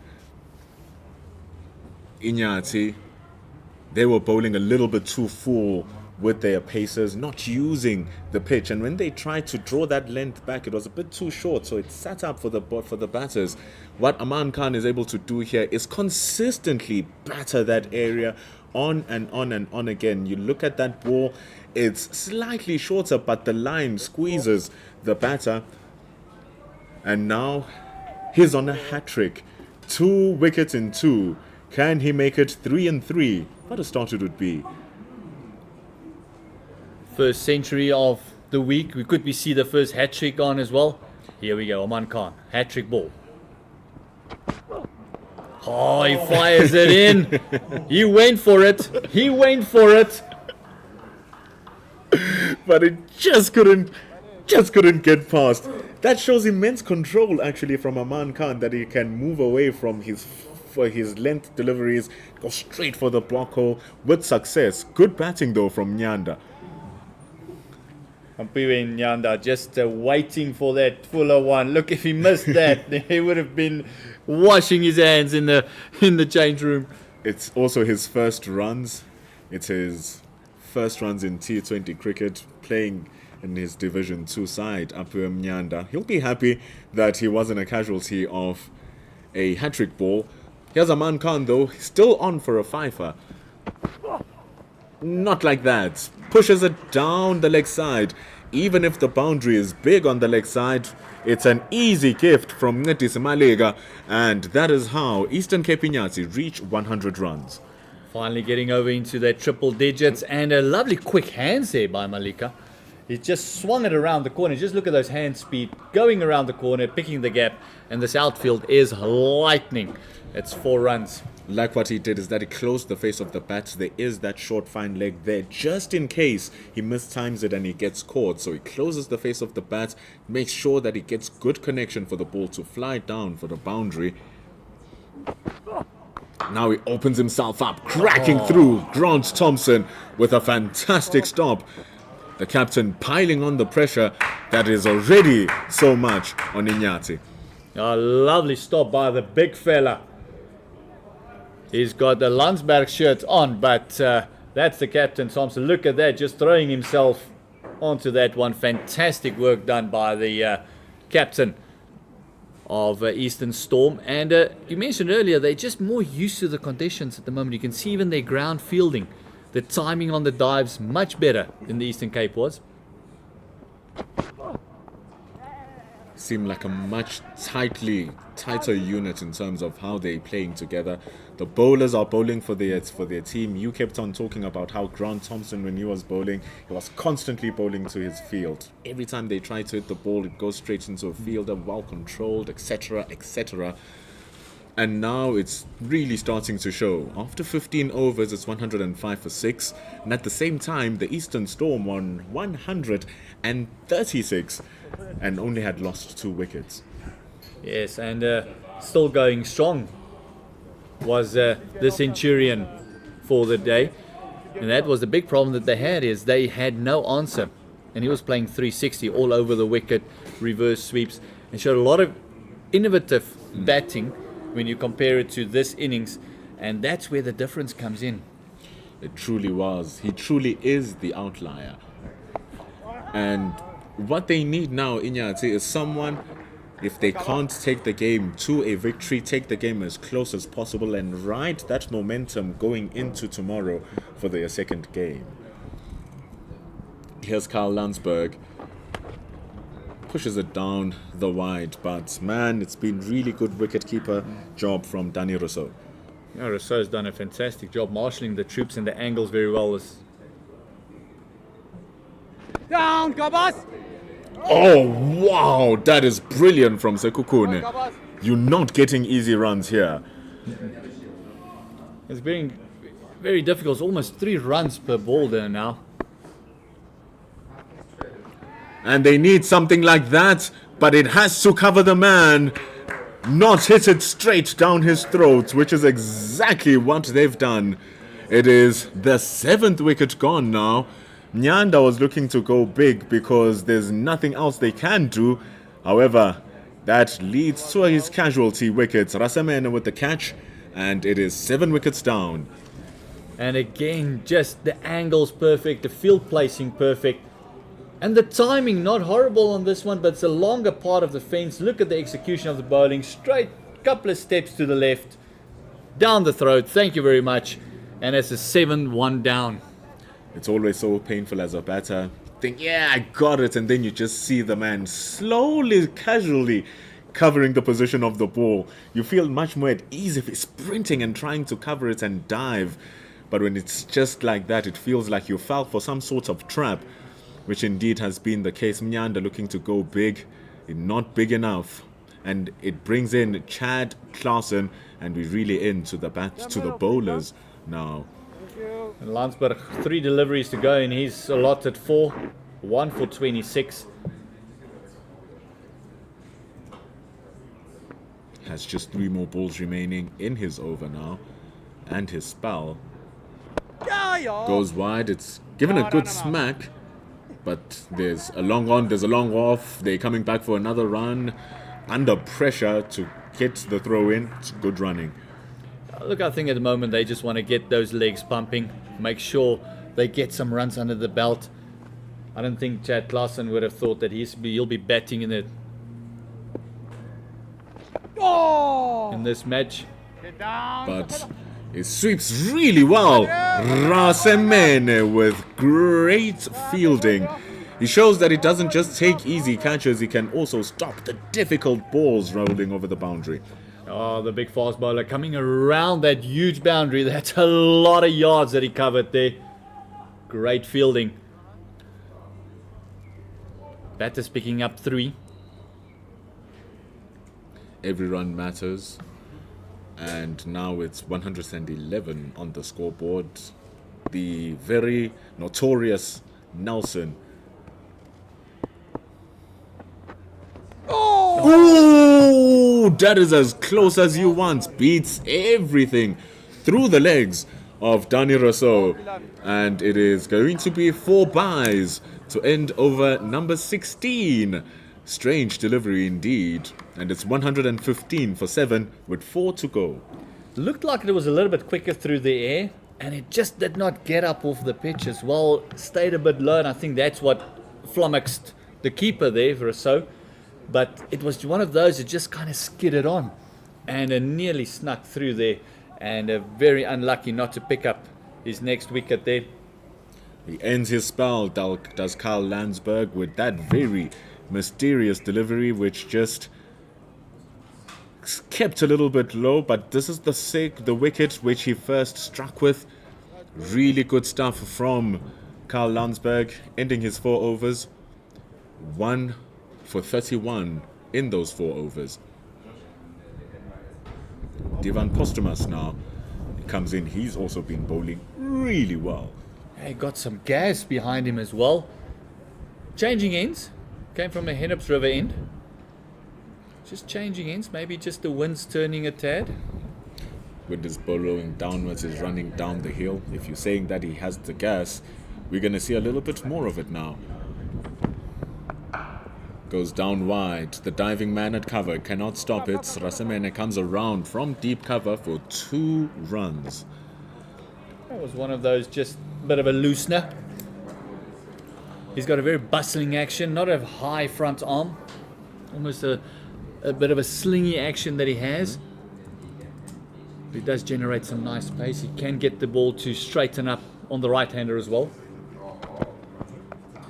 Little bit short, but the batter walking across and squeezing himself off any width, Chad Clarkson, straight to backward point. 117 for 7. I think the bowlers and the all-rounders will enjoy their time batting a bit. They all fancy themselves top-order batters, as we know. Oh, just like your medium pacer is the express bowler. Brilliantly bowled that from Postumus. Lesser pace, just dying on the batter as it passed him. I think that Chad Clarkson might have actually missed out there. I think that was one that he felt he could have rocketed over his head. Just lifted his eyes in the wrong place. Goes to the leg side. Well played from Chad Clarkson.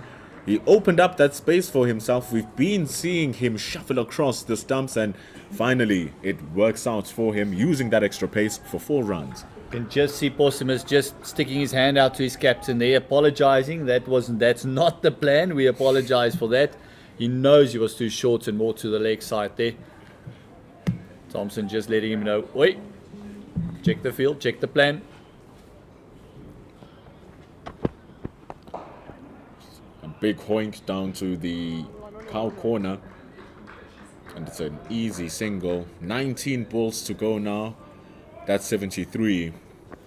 It looks downright impossible, needing 24 runs to the over for 3 overs in a row. Well, I'll tell you what, it'll be entertaining. It'll be entertaining cricket if we get that.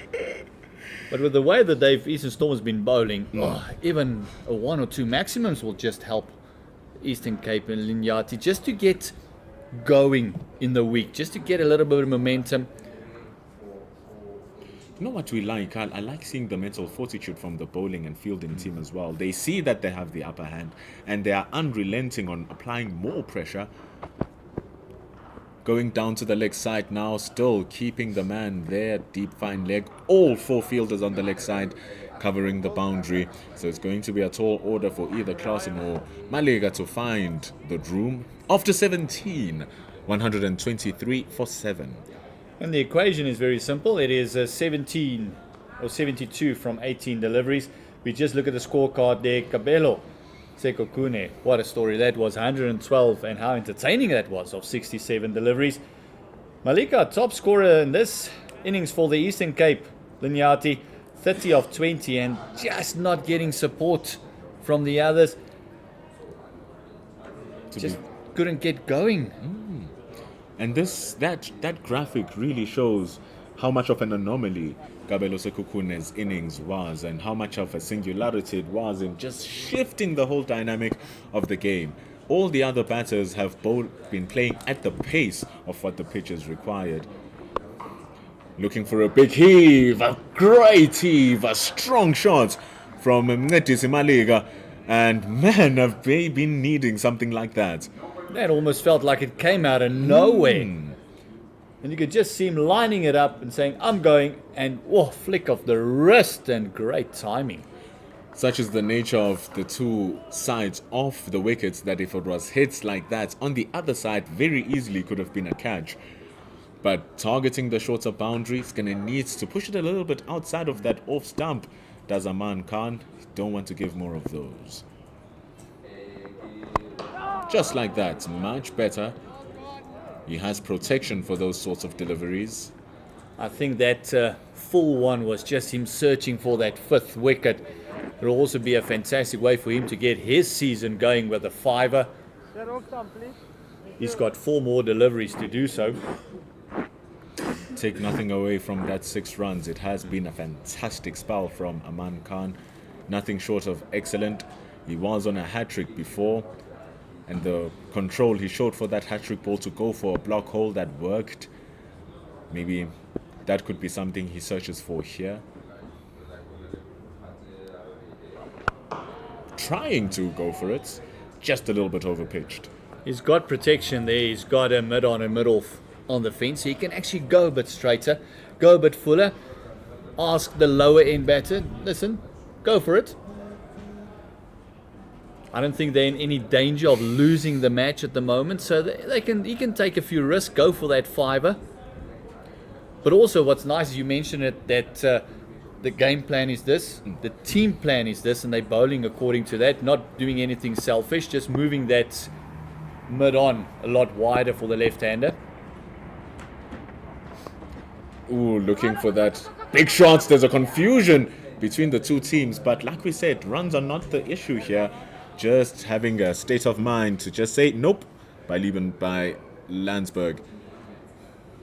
Landsberg looking to shine. He said, hold on. No need. No need. Looks like they're going to make it. And even if they make it, it's not like it's going to be the end of the world. 63 from 14 deliveries now.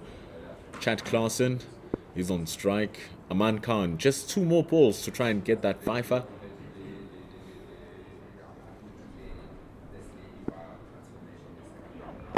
Oh, good stuff. Good stuff. Just bowl it straight. That's all you need. You commend Clarkson for able to dig that one out and also get a single. I think he knew what the plan was, being a fast bowler himself. I think he knows if you're on that 4 wickets, listen, this is kind of going to be the plan. I don't think he's going to dig it in short for us at the moment.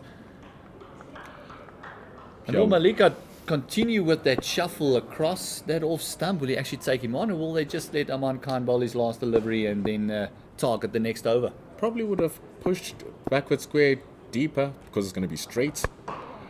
But just outside the off stump. And it goes to the man standing at deep mid-wicket, and that is the end of Aman Khan. Painful over, contrast to his entire spell. 15 runs from his first 3, 11 on that last one.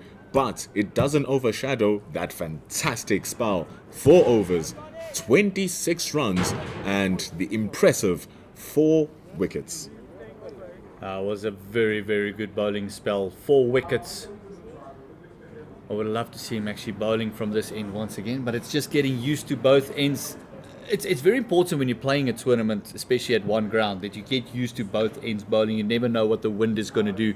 You never know what the deck is going to do. So you want your bowlers to get going on both ends. So we see Andrew Rasamene also changing ends constantly. Get a feel for the pitch, get a feel for the ground. Let's see what is he going to do now from the West Lane end. Squeezing the batter off any room as Iinyathi was looking to open up that short offside. Rasamene read him like a book. Rasamene has been a little bit all over the place. Bowled a couple of really good deliveries and then a couple of loose ones as well.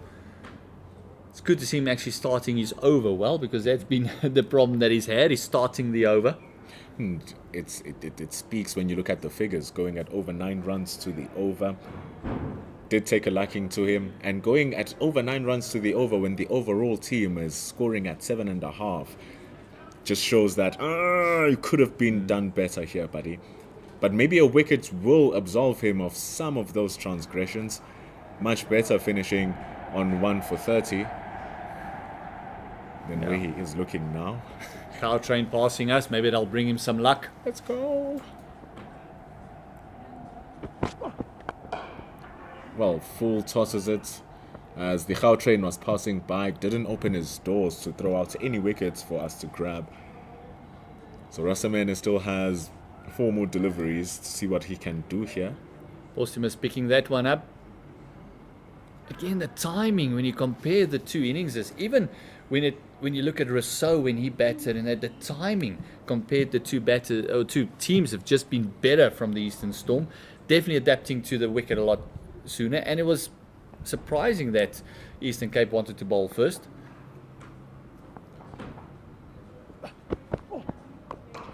The only false thing we saw in that Storm innings, are they going to make it home? They do make it home.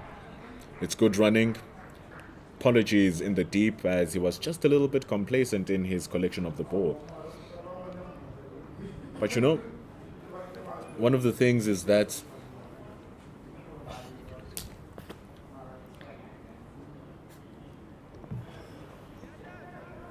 It is, as you're saying, it's just the complacency there in the fielding a bit. But again, it's difficult to keep up the intensity if you know the game is gone. tell that to your coach and watch him get a fit of you. I'll tell you what. I think the happy of the two coaches would be the Eastern Storm coach at the moment.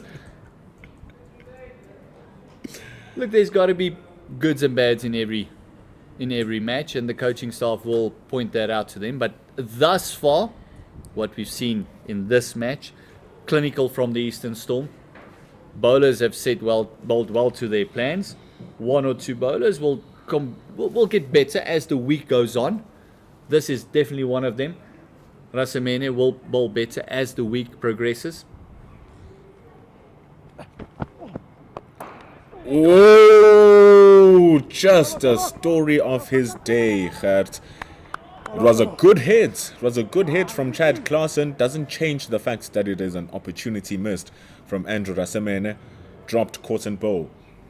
These either stick or they don't. In the follow through, look at it coming back at, do I take this shin out of the way? Do I take it on the shin? Is the hands going to get there? And just bursting through the fingers there. And as you mentioned, that he can be angry at no one except himself. He created that opportunity. You saw the slower ball coming. Mistimed was the shot from Klaasen. He will feel like he should have grabbed the catch.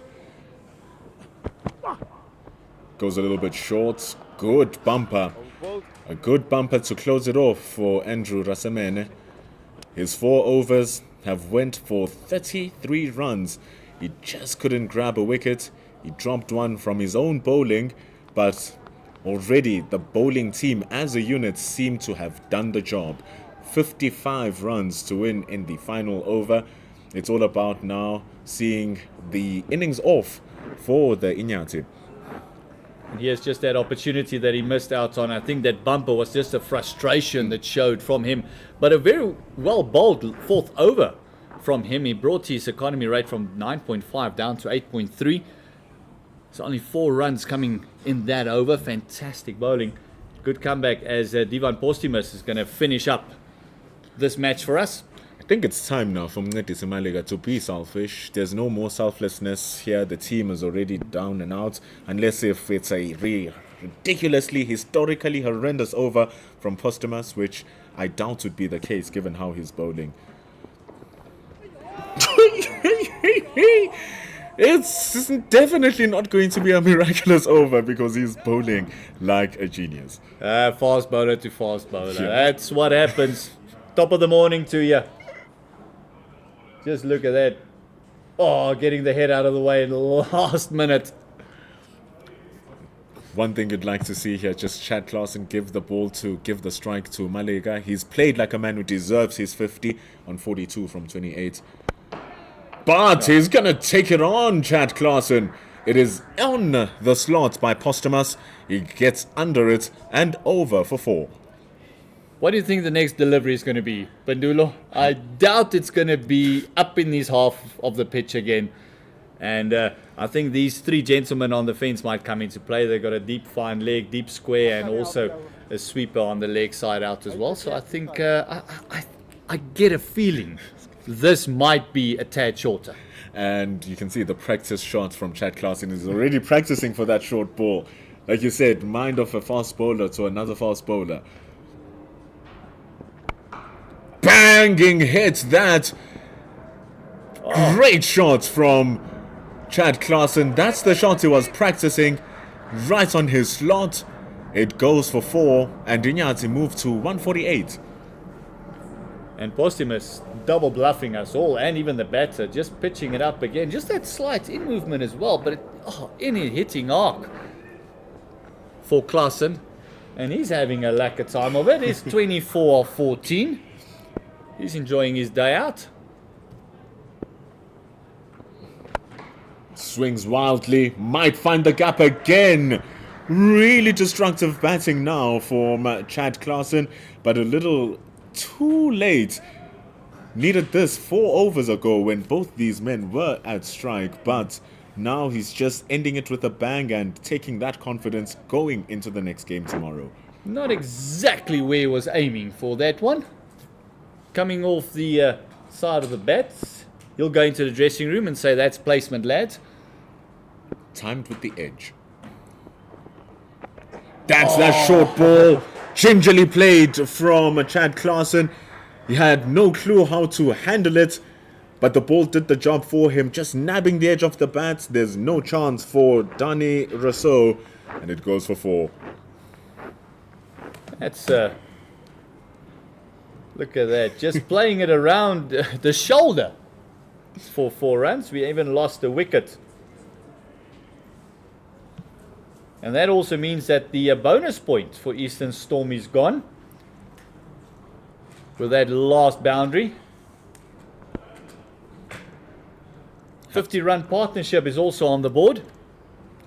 These are big wins now for Eastern Cape Iinyathi. 4 boundaries in a row, 50 runs up. They've avoided losing by a bonus point. And it's the last ball of the match. Oh, good shot, but straight to the man who is Aman Khan. And even though Posthumous gets the wickets and went for runs, that final over will leave some sort of consolation for both Klaasen and Malik and the rest of the Iinyathi. However, it does not change the overarching fact that the Eastern Cape Iinyathi have fallen by 38 runs. Eastern Storm, with the help of Kabelo Sekhukhune and the great bowling of Aman Khan, send the Eastern Storm to the victory. We see the last wicket fall, the last delivery, and how the Eastern Storm would have loved that to happen just maybe a ball or 2 ago, because then they would have won this match by bonus points, and that is probably the only negative they can take away from that. Here and there, lackluster performance in the field, fumble here and there expected in the first match, but that bonus point eluding them. And how much will that hurt them going into this week as the others still prepare to play games? I mean, Eastern Cape Iinyathi not being bowled out, actually making a bit of a game of it. They are finishing up on 156 for 8, and just look at that scorecard. Just did not get going, Pendulo. The main issue here is that top 5. Only two players getting scores, but those scores are not even respectable if you're batting that high up in the order. You want to see at least a 30. So that's going to be the concerning mark, that a bulk of these runs came right at the end with the bottom order. What will happen if they are unable to do it again? Yeah, and the problem that you see as well is the strike rates. I mean, it's not like the 15 came from a 10 deliveries. The top 5, almost all of them going at a 90. If you look at Niemand, he's 90. If you look at Jerome Bosse, he was a 93. 88 for Nathan Roux. It was only Marco Murray in that top 5 that struck at 142, and even 85 for Christopher Gleaves. So the only batter that put his hand up was Malika today, 42 of 28 not out, and then a bit of help there by Chad Klaasen at the end for these 32 of 17 deliveries. But the real difference maker and the match winner here was Kabelo Sekhukhune with that 112 from 67 deliveries. But as you look at it, the next highest scorer was 23 by Grant Thompson, and the rest really struggled with that strike rate. So as you're looking as a team playing Eastern Storm tomorrow, you are looking at how can we get rid of Kabelo Sekhukhune, who looked like he had no weakness today. How do you take him out and expose the rest of the bowling order? That's going to be the next thing we want to see from the Eastern Storm. How will they handle if their top man doesn't work? That's a beauty about a competition like this. Someone else needs to put up the hand. It can't just be one person. And then also for the Eastern Cape, Iinyathi, is they weren't bowled out. Couple of bright sparks, but also they got to figure out the pitch, because they need to read the pitch better in that power play, because that's something that cost them as well. There was a mammoth power play for the Eastern Storm. So I think it's a bit of homework to be done by the Eastern Cape, Iinyathi. But looking forward to the next match. That's going to be pretty exciting as well. We go on to match number 2 as we get ready. It is the repeat of the final of last year's Division 2 T20. Northern Cape Heat. They have won the 4-day competition. They were so close to winning that T20 competition, but it was the Limpopo team that took it away, and that will be their rivals going into the next game. So stay tuned here with Pitch Vision. First game done, Eastern Storm taking a 37-run victory courtesy of a beautiful innings by Kabele Sukukune and great bowling effort from the whole team. Stay with us here on Pitch Vision. Game number 2 is just around the corner.